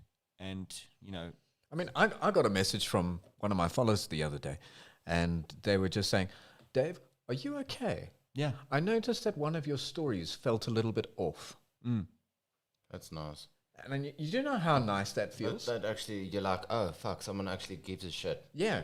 Yeah. Yeah, absolutely. And that's the difference between building like 1 million followers or building a few real Yeah. people. Because I'm currently, like, mentally, I'm not fucking 100%. That's why I'm like, Instagram, fuck off, whatever. Yeah. I'm currently on this, like, sort of I hate people stage. Yeah. And I'm like, I could not give two shits. I honestly could not give two fucking shits about anything. Yeah. My followers. Because you have to look after yourself right now. Yes, it's got fair enough. It's got to do with work, and this thing about you can be surrounded by so many fucking people, but you're still lonely as fuck. Yeah. And it's just like in COVID, if one more person says, "Oh, we've got so many fucking cases today," I'm going to fucking go and get it. It's a world pandemic. Yeah. We know it's fucking serious. If one more person goes, "Oh, no, there might be level 5," I will either go fucking kill myself or I will go get COVID. Yeah. It's a world pandemic. Yeah. South Africa's fucked. But let's carry on harping on how just- bad it is. just We are in keep South on Africa. talking about it If and not you do anything. live in South Africa, you know how fucking bad it is. Yeah. But every day, oh, it's COVID, oh, it's COVID, oh, it's COVID. Get over it. Everyone's going to get it. I know fucking 7 people that's had it in the past 2 weeks. Yeah. No, it's touched every one of us. Yeah. Look, it is a big worry. But we all know this. by We now. all know it. It's been 400 and something days already. It's been almost, A year and a it's half. been more than a year. It's almost a year and a half. Yeah. Look, all I'm expecting out of this is just we get it stuff, but we are we are losing our humanity because of it, because we're not even trying to give a shit about each other. And it's so that's We're all in the same boat, but Yeah. everyone thinks they are unique, which is really like, you know what? I don't give a fucking shit. And you know what? I think bringing this back to what we do, I think that's why it's so important that we show our humanity right now. Yes. right now in what we're doing, especially if we have opportunity to work with people in doing portraits or boudoir or whatever, to really allow for that humanity to shine through, whether it's theirs, ours, whether it's the viewer's opportunity to go, wow, that's really amazing, thank you. I had a model work with me a couple of months ago. She sent me the most amazing voice note after receiving the images that I was bawling Teary my eyes, eyes yeah. out because it was such a great response. And it wasn't necessarily because it was good work that she was appreciating. It was the emotive effect that the work had on her. She Yes. felt like she could look at herself and feel beautiful again. Yeah. And in turn, she expressed that. And then to me, I felt like my work was worthy. Yeah, it was actual thank you. So- not just, oh, thanks for the Yeah. photos, post, hi everybody, this is Ravenstone. Yeah. No. Well, it's Evermore now, but Well, yeah. We Dave actually- Ravenstone. We Evermore actually call Photography. him, we don't say, oh, Dave's coming. No, it's it's Ravenstone's coming over. I have confused so many people. Oh, man. yeah. No, because Ali, the last person I took photos of, she's got COVID. Yeah. And I can just imagine how shit it is, because I know of someone who physically is like, oh no, it feels like he's swallowing glass. Yeah. But that was the first wave as well. Yeah. It sucks, but like I'm just so fucking over it. I'm honestly at this point where if I throw my phone away, I won't be bothered. Yeah. Yeah, look, I think at some stage there's a good, healthy amount of detoxing that we need to do from social media. Oh yes. I'm just amazed. Like I have people since my partner and I left to go work for a month, and they check on me daily. Yeah. They're followers. Yeah. I don't know how they know this. Yeah. But I just appreciate the messages. I really do, and it means a lot to me. I mean, message me. It's like, hey, how you doing? Yeah. Thank you. Just that means a lot. Like, and that's what I think right now is way more important than stating the obvious that you're in shit. Yeah. Is look, I think over the past couple of months, I've seen so many negative posts that it's actually quite disturbing. And from a psychological, or having studied psychology, you know, the more you look at something, the more you are likely to take in that and have that become part of your life. So like, I had this chat with a friend of mine who was posting a lot about the Israel and Palestinian thing that was going on there. She said, why haven't you said anything? I said, because I don't have an opinion on it. Who are we honestly? I'm just in the grand scheme of things to have an opinion. And for me, it was a case of, look, this is my business profile. My business has got nothing to do with this. yeah. It's I feel bad for what's going on there. Sure. It's terrible. But I have no amount of knowledge or information to make an educated decision on which side is right or wrong. Who's right, who's wrong on this. And honestly, this is my Instagram page. There is a personal aspect to this, but it has no... It's like with the Black Lives Matter thing. I have no right to say shit there. Yes. Yeah. It's honestly, it means... And, and it's not even if you did, what effect would it have? To me, I believe there's very little. I believe there's an effect everywhere, but I don't feel I have the authority, the right, or anything to actually make a statement. But I think what happens is that people post these things so often that it becomes all they see, and it's just one negative post after the next, after the next, after the next. That psychologically, you have no other option than to be negative. Yes. And then if you say something, then it's taken out of context. Absolutely. But you've got like millions of these posts every day that you see. I think make an effort, and I think that's what I did at some point in my mental health, was to make an effort. I choose to be happier. Yeah. Look, that's definitely if only it was like that easy though. Like it is not. It's not easy for everyone. I had a certain circumstances which I could do that, but not everybody can. But there are certain things that you can. So you can say, I want to just, the materials I consume, the content I consume, that is a choice. Yeah, look, for me, I think one of the most important is that, like, it's not that easy, but the first step is to choose to be happier. And then from there is you need to figure out what makes you happier. Yeah. But the trick is with that is what makes you happier should also not make you worse in your life. Yeah. Because it's very easy to dive into your creature governments and disappear. It's going to get, trust me, that stuff runs out. That stuff is like water. It will run dry and you'll be way more fucking miserable. Yeah. Way more at the very end of all of that. So you need to make the choice and you need to start adding things daily to your life that brings you a little joy. Yeah, and I think if you can do something that's within your control. Yes.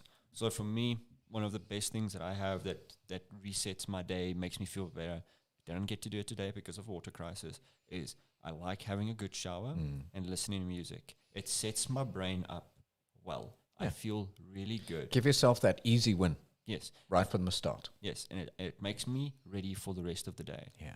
And there's a science behind it. The brain releases dopamine when it's exposed to rhythm. Yeah. That's why music is so popular. It's basically doing drugs. Yeah. We're all druggies. But that's how I combat. That's how I make myself feel better. Yeah. Or get myself ready for a day. If the day feels like it's going to be a lot, if I know I'm going to have a long day, the shower is just way more important. And trust me, if the shower sucked, my day sucked. Yeah. It's a very good way of getting. And maybe this. Have you tried the cold water shower thing? No, I like comfort. I need the comfort. I do the cold water shower every now and then. It is actually like refreshing, but right now it's damn cold. No, it's No, winter. not in winter. Yeah. But I want to make what I recommend to people for something is like if there's something that takes a very small amount of your day out of it, make a point in going and doing that. Yeah. That's that. Like I said, the shower is my thing, and I'm sure they have something else that they do that just gives them a good rhythm. It's all about getting that rhythm for the day. And there's things that are going to derail it, but find a thing that gives you at least the best chance. Yeah. And it must be as easy as possible. It mustn't be an insurmountable thing. Oh, yeah. I mean, like Peter McKinnon just released a video I think it was last night or the night before, just the 8 simple tasks. And I was thinking, sure, 8. What happens if we make it 5? Just make it easier. Take 5 things in your day that are absolutely critical tasks to get done. Get those done, get those ticked off, and then move on to the next things.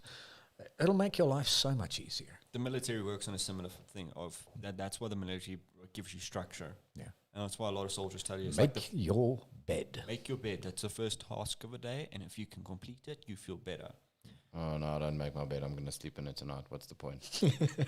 Scientists have proven that it's not Yeah. really good making your bed first thing in the morning. Yeah, because of the dust mites and shit. Yeah. I saw that on TikTok. Thank you very much. I knew that, but yeah. Yeah.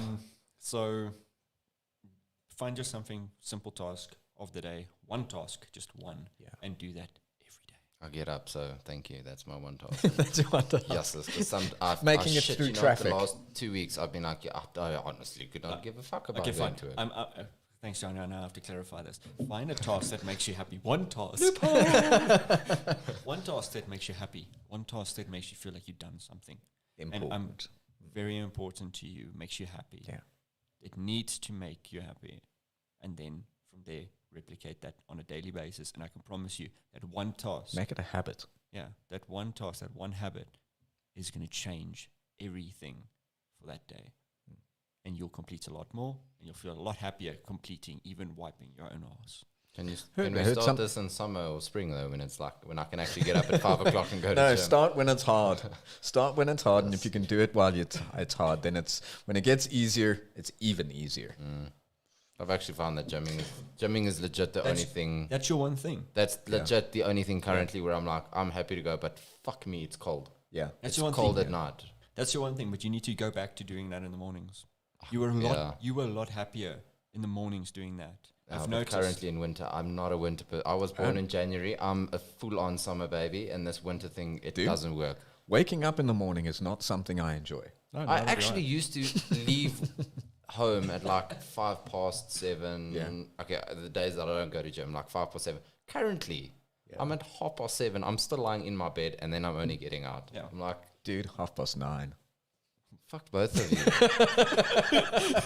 9:30. Mark's like, I had the best sleep the other night. Yeah, I woke up dude, at 10:30. I was like, fuck you, bastard. I'll fucking strangle you with your own pillow. Hey, look, I have spent enough time getting up at 5 o'clock in the morning to be at school to teach a class of ungrateful But children. it's actually funny, when I used to go to gym in the morning, so I was like, oh, fuck. Oh, I've been here for 40 minutes. I'm done. Currently, ask him. I've disappeared. I'm at gym, and I work out until I hit 1,000 calories. Yeah. Whether it's an hour, it's on average an hour and 49 minutes. Yeah. Sometimes I'm like, fuck it, whatever. 2 hours and a half, I'm busy. Yeah. But you need to go back to doing that in the mornings. Your personality changes. It's flipping difficult. It It is.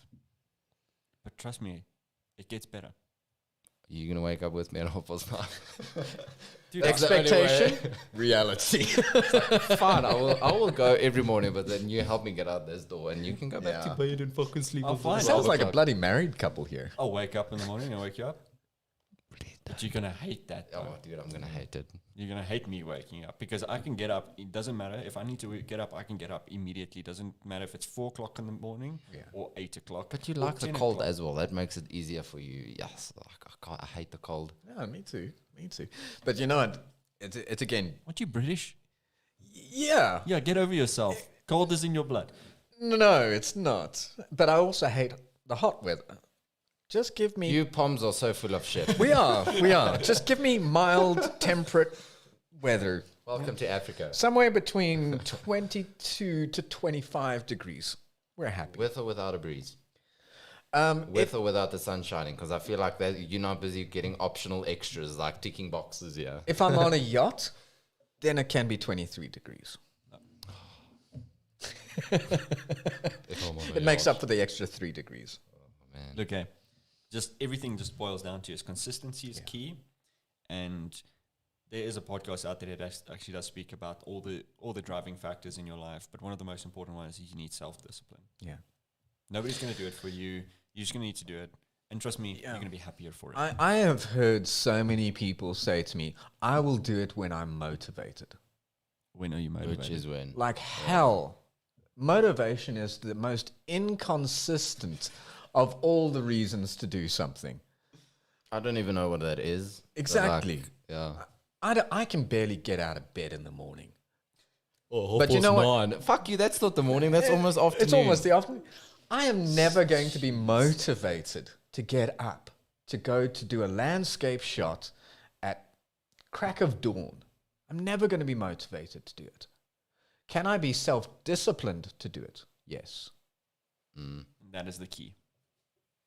And that discipline comes from repetitiveness. You do it over and over and over and over. Now, that's another military thing. You do it until it becomes a habit. Yeah. So for me, the one thing I do now, and it's very nice for me, is the morning walks.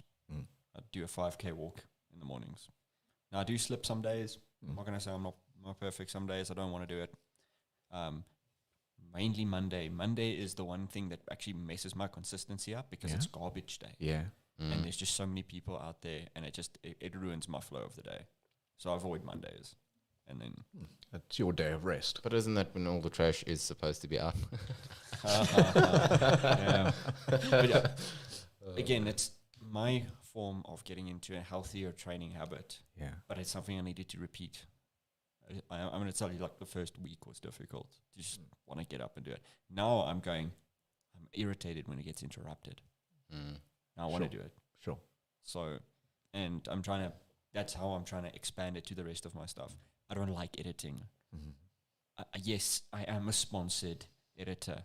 I'm an ambassador for an editing program. Yeah. I will state here right now, it's not the funnest thing for me to do. I like taking the photos, and when I get back, I'm over it. Yeah, yeah.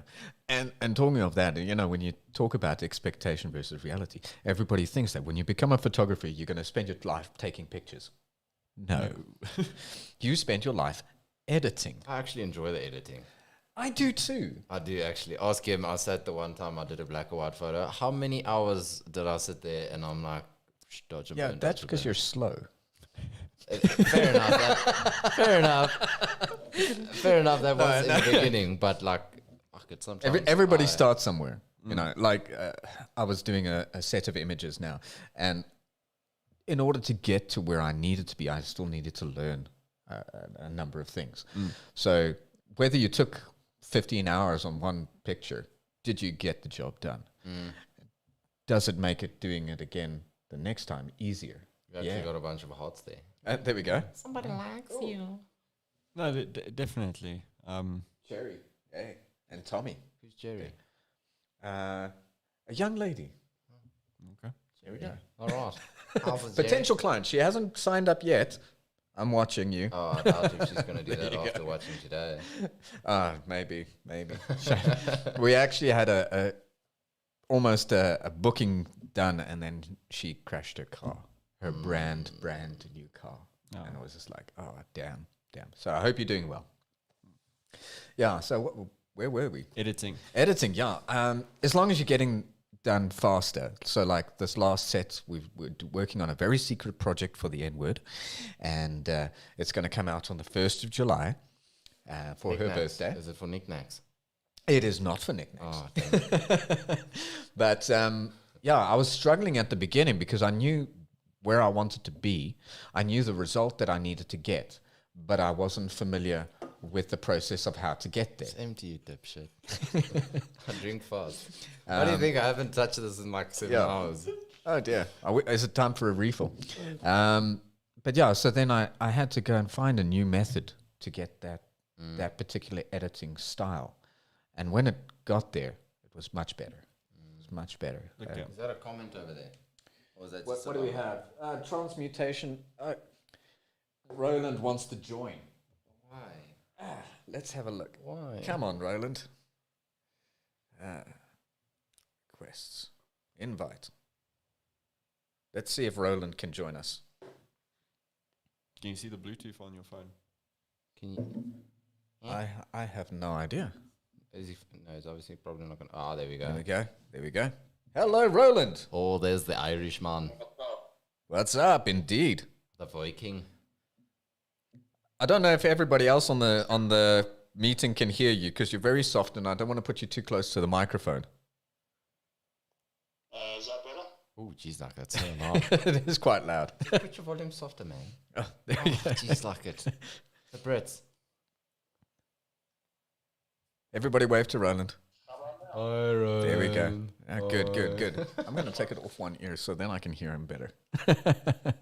So what are you doing, and why do you look like the woolly mammoth? The Willy or the Willy? Willy. Willy Mammoth. It's your winter coat. It's your winter coat. Oh, there we go. So why aren't you here with us? What am I doing? I would like to know that from you, actually.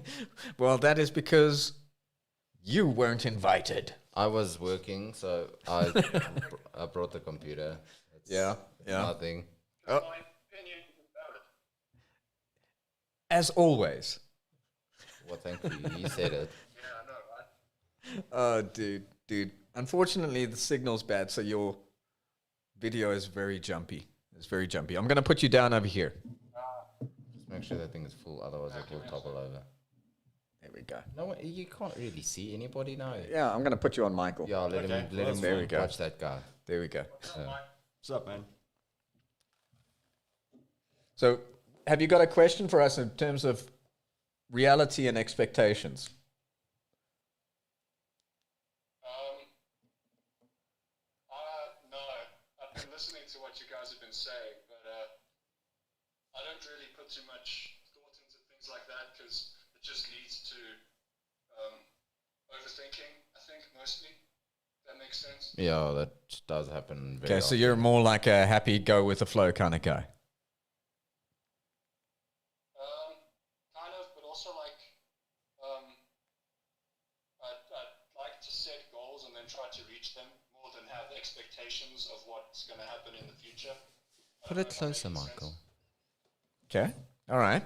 So you want to set goals that you can measure as achievable, and then from there your expectations could be met. Yeah, I guess you could put it that way. I don't know.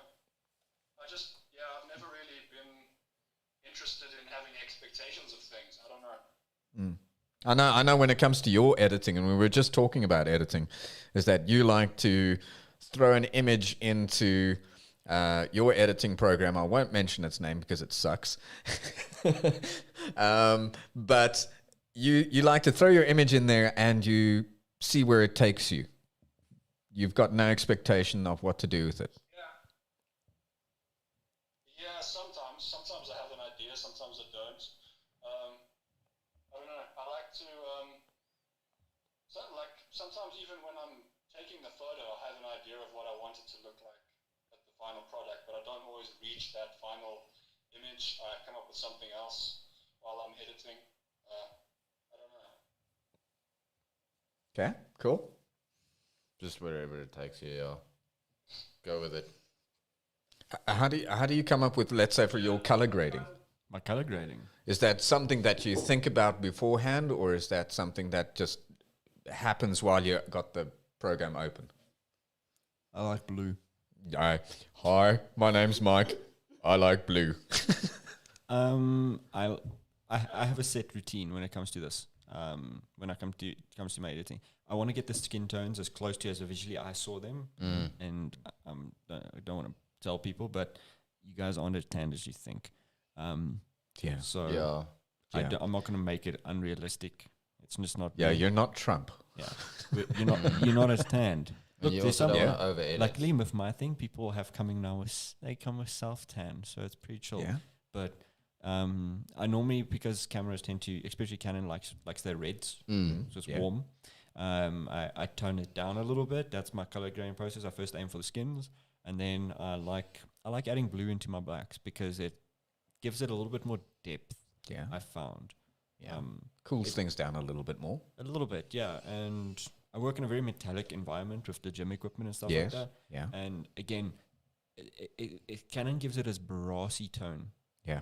Yeah. And when you start adding cooler colors, everything else goes blue as well. So yeah, I've got for me, I add a lot of blues in it. It's just, and Henry does the same. I taught him. Yeah, and I go the other way. I try and introduce warmer colors as I go.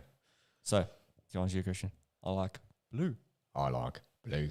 I like grapes. I like great. I like lamp. I like grapes. Oh, there we go. Oh, Michael, your phone is... Mike's live stream is going to die properly because it's not plugged in. So he's probably down to like 1%. It's okay. It's all good. Tom Escapes, he asks, what do you guys think about Fuji's white balance? I don't know. I can't comment on that. Okay, so Tom Escapes is a landscape photographer.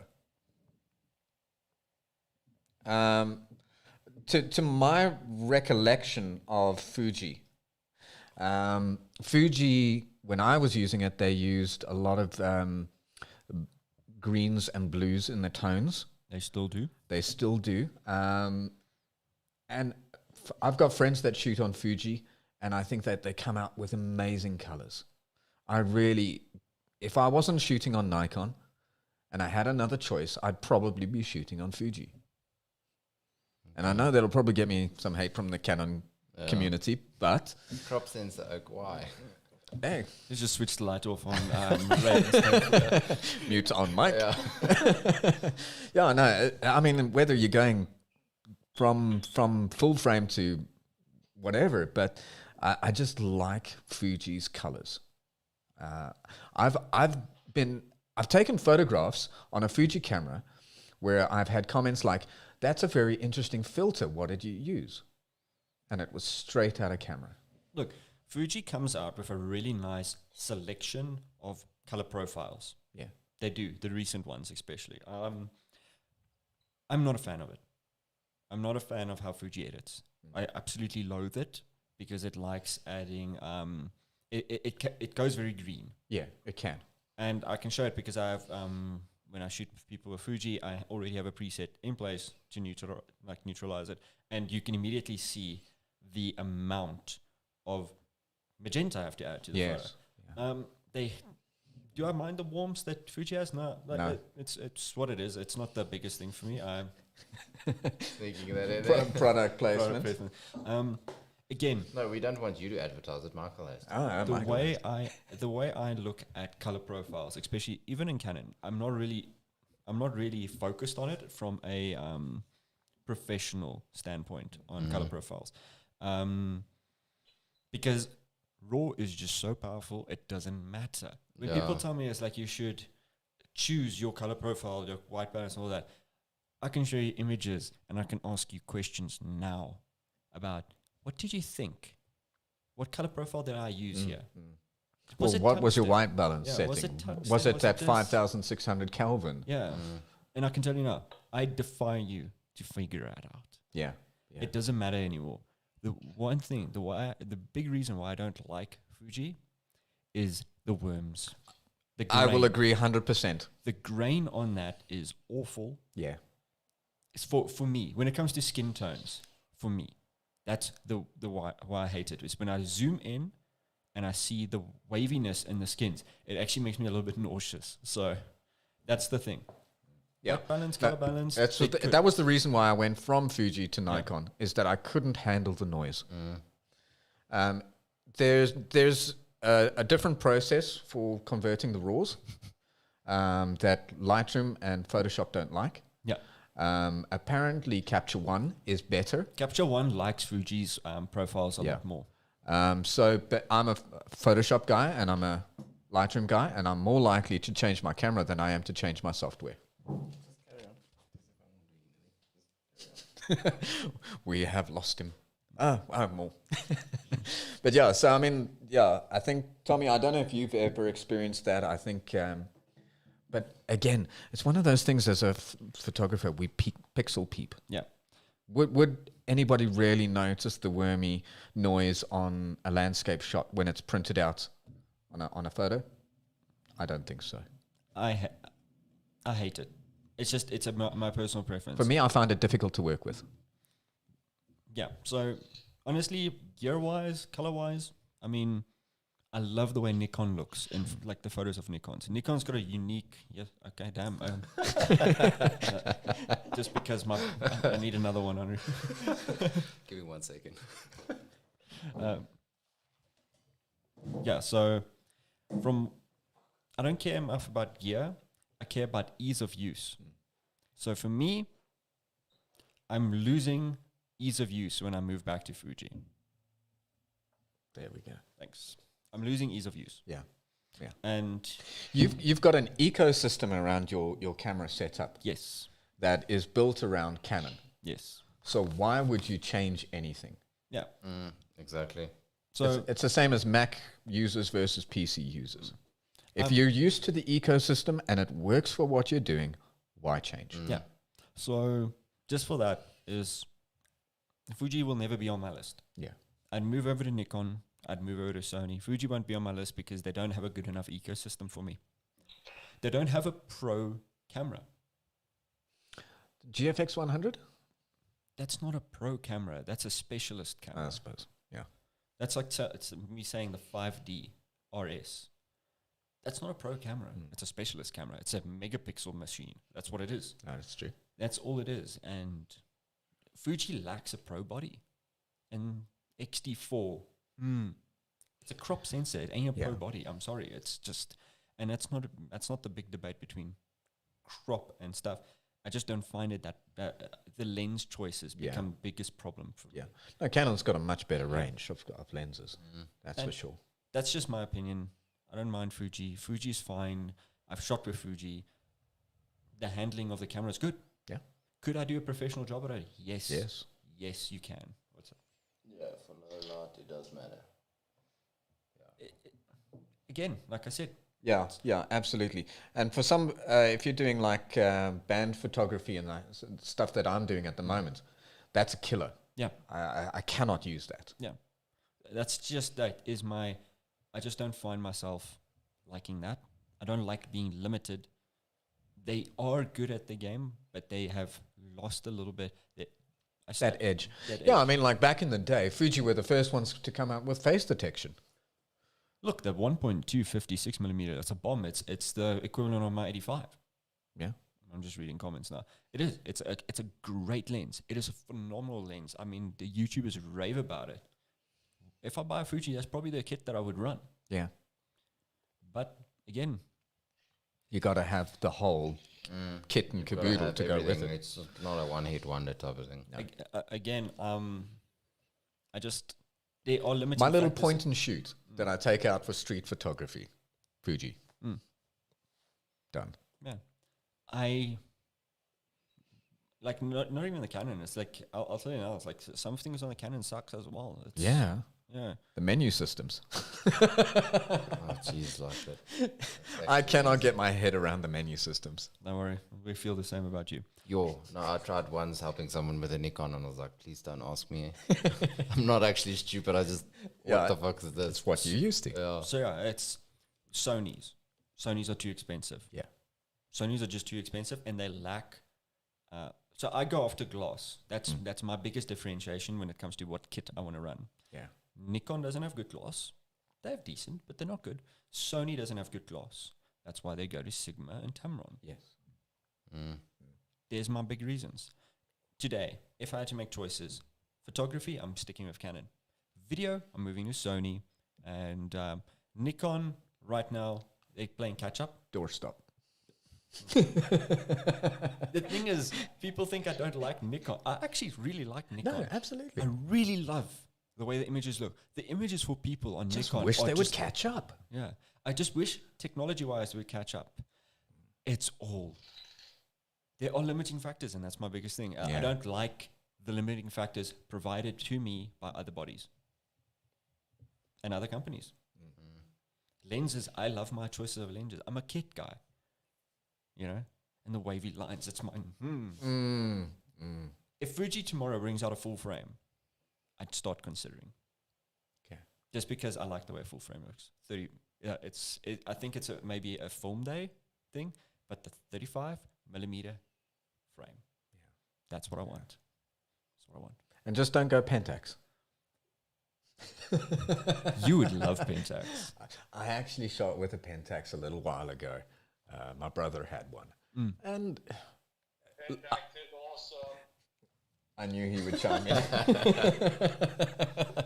I can't remember it well enough to say either way. Look, Pentax, their tones are amazing. I can testify to that because I shot with a Pentax, the medium format version once, and the blacks are beautiful. Yeah. They've got the best black tones out of all the bodies. Nice. Honestly. Nice. Straight up. And Like, Pentax is really good in low light.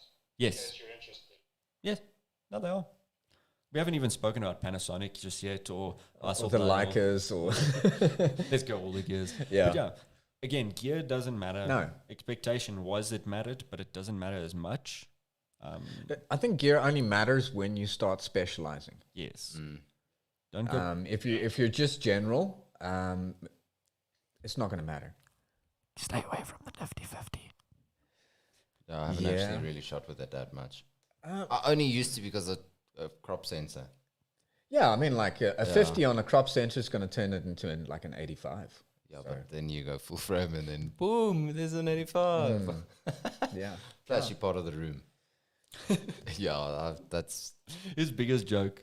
yeah. Yeah, so gear to a sense matters only when you actually know what you're doing. Okay. But it doesn't matter to the point of making you a better photographer. It matters to the point of making the ease of use, making things easier for you to do. Yeah. That's the biggest thing. That's what I buy now. Would I move away from Godox? Probably. Am I going to likely move away from Godox? I don't know. Well, it depends if it's doing the job. Yeah. If it continues to do the job, continue Understand. using it. Yeah. Yeah. So I'm good with that. That's literally it's my whole thing with gear, and that's all I'm interested in is will it make my life easier? Yeah. Brandon, what is that noise that you are making there? Sorry, I'm playing with cards. Oh, there we go. Yeah. So yeah, Magic. Magic. yeah. I went on a whole tangent there about equipment. Yeah. Yeah. Cool, man. Cool. Yeah. I'll stop in case it's distracting. I just wondered if it was going to transfer across to the podcast. How many people are watching the live? 2. I'm probably one of them. Yeah. That's all good.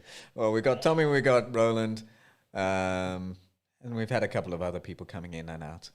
Yeah. There we go. But we're almost at the end of it all, so yeah. Yes. How much time we got left? Well, we've gone Away, Mazakan. Away. Yeah, we've gone 2 hours almost. Yeah. Time flies. Yeah, you're Time keeping us out of supper, by the way. Yeah. Right. Yeah. Good night. So any other things of expectation versus reality?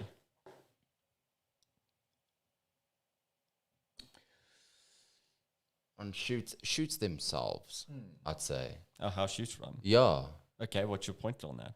Sort of like, okay, cool. I think that you've got like a plan, a set out plan. Like, okay, they're going to arrive at this point in time. When you started, okay, but you started with me. I mean, let's talk to people that didn't start with somebody that Yeah. already started a plan. When you started your first shoot, Yeah.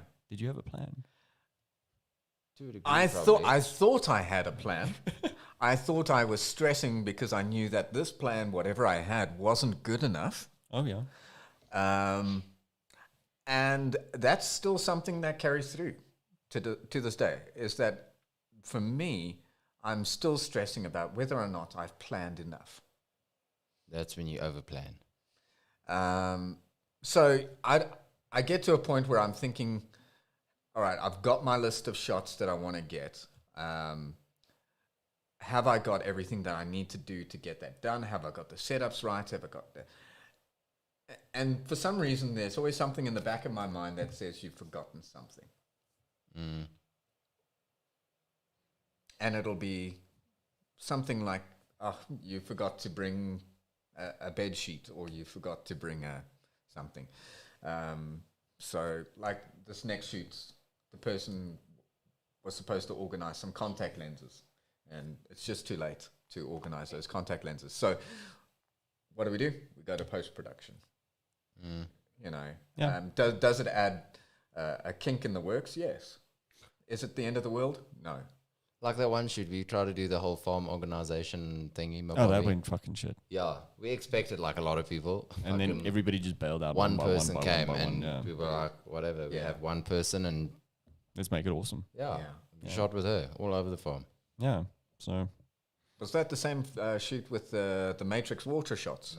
No. Different one. That was a different one, yeah. Okay, if you guys haven't checked that one out on Michael's profile, you have to go check it out. There's a question there. From Tommy, Clear Outside is a great free app for planning sunrise and sunset shoots. Yeah, there's a couple of different apps that can do that. Photo Pills is one of those that do a great job telling you where the sun's going to be, where is it not going to be. If you've got the right AR technology on it, then it also helps to visualize where it's going to be at that time as well. Okay. Where's the moon going to be? Wherever you put your pants down. Wherever I put it in Photoshop. But yeah, I mean, definitely that's one of the things that you can do to help you prepare, is that scouting. Scouting is very important. You know, one of the things that I was shocked, I went to Egypt and we went to the pyramids and it looked nothing like the photos. It's a catfish. It is such a catfish. I mean, the actual pyramids themselves, beautiful. They're huge, they're majestic. What you don't get is a sense of that there is a dirty city right behind them. There is plastic bags blowing in the breeze. There is the smell of camels. It's still Africa, bro. and it's just people walking around everywhere. You don't get the shot of people, one or two people in front of the pyramid. You don't get that shot. There's too many people. It's like going off to the Great Wall of China. You want to get this lovely, majestic landscape shot of the wall going down the hills, and in reality, you're packed from corner to corner on the wall with 1,000 other people. It's just the wall. I mean, the Taj Mahal. You think it's just this wonderful pond in front of it. You've got those leading lines with the trees. You think you're going to get this lovely sunset. It's dusty. It's hazy, and there are people everywhere. No, it's only when it's closed for the public. Yeah. So expectation versus reality. You can set yourself up for a better chance of success by scouting properly. Yeah. I found scouting is one of the most important things to do. That's why I like being at shoots early to walk around. Absolutely. I like always, like I have a bunch of locations in the top of my head as well. But yeah. Even if you're going to shoot at some place, I'd recommend go there a day or two before. Yeah. Give yourself enough time to plan for that space. I've been at shoots where somebody says, oh yeah, we're going to do a bath shoot. Okay, great. What's the bathroom like? No, it's a big bathroom. There's plenty of room. And you get there, and it's not as big as what you imagined. There's no place for you to set up lights. There's no open windows. There's no nothing. And you're just like, okay, now what do I do? Now you've got to improvise. Whereas if you had scouted the place before, all the shoots that I have left up, and it sounds crap, left up to other people to work from, have not gone really well. Yeah.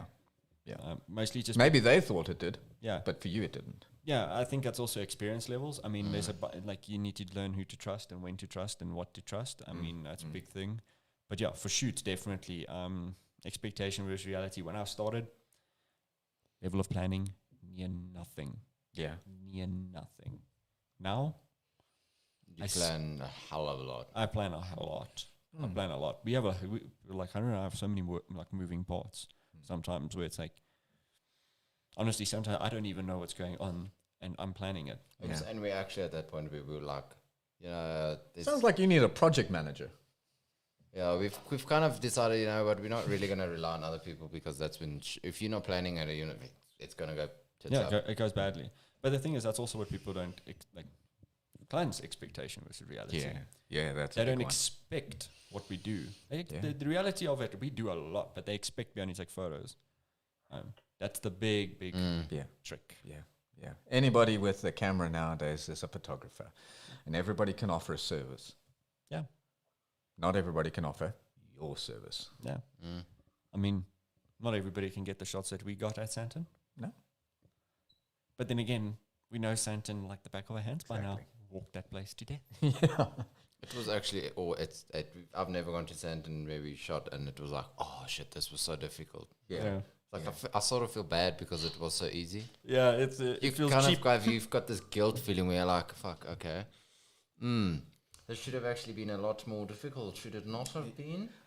Maybe that's just experience. As time goes by, the things that you do repeatedly become easier. We never did light trails before. We didn't. Ah. That was the first time. But I suppose you know enough to start. It was legit after the second photo, you're like, oh, okay, cool, I know what to do You know. now. I've never really done a light trail, but I know, hang on, if you're going to do trails, you need long exposure. You need a stable base. Yeah, my settings are legit. You hit F10, Yeah. and you bulb it, and your ISO is on 100, and that's it. That'll get you started. And that's always the Yeah. settings to use. The big trick with light trails is angles. Yes. Yeah, there you go. I learned a lot from different angles. It was easy, but I learned a lot from certain shots that I've taken. I mean, there's one shot that I handheld for 2 seconds, and it's amazing. He Photo. does this Jeez. often. On He's 2 seconds, I'm like... he uses his feet in his hands, and he sits there like a gorilla hunched over, and I'm like, okay. Hey, My shot's going to look Steady. like a acid trip back to the 60s, man. steady. It was steady. Yeah. But yeah, no, I definitely want to do a shoot like that again. But I think we have kind of... Carmen Landy joined. Now, there's a blast from the past. Hi, Carmen. How you doing? If you've got a question, ask us. We're talking about expectations versus reality. Oh, my expectation was I was going to have supper. But, okay, so I guess you got to do it quickly then. My chicken is still in the microwave, but I wasn't going to boil it, but I'm like, okay, well, there's no Yeah. water now. So What is the time? What is the time? I can't see a time. 8:22. 8:22. Good Lord Almighty. So yeah, there's 4 That buttons explains why left. things have gone quiet. It's the speech tonight. Yeah. Oh, is it the speech right now? Oh, Yeah. God. I should probably. Oh, we're taking Is away anybody from precious watching the time. news just to tell us how screwed we are? Yeah. Roland, tell us. You should have another window open on your laptop. Tell us how screwed are we Am I going to work tomorrow or not? About what? about COVID. It will only be affected at Monday. Like level 5 or 20? You're as screwed as you want to be, I think. Okay. Okay. So like a pooch. What pooch though? Okay, that's fair. Oh, there we go. Don't be an idiot and you're fine. Okay. Makes sense. Makes sense. Common sense. All right. But yeah, there we go. I think that's about it for today, eh? Yeah. Today, yeah.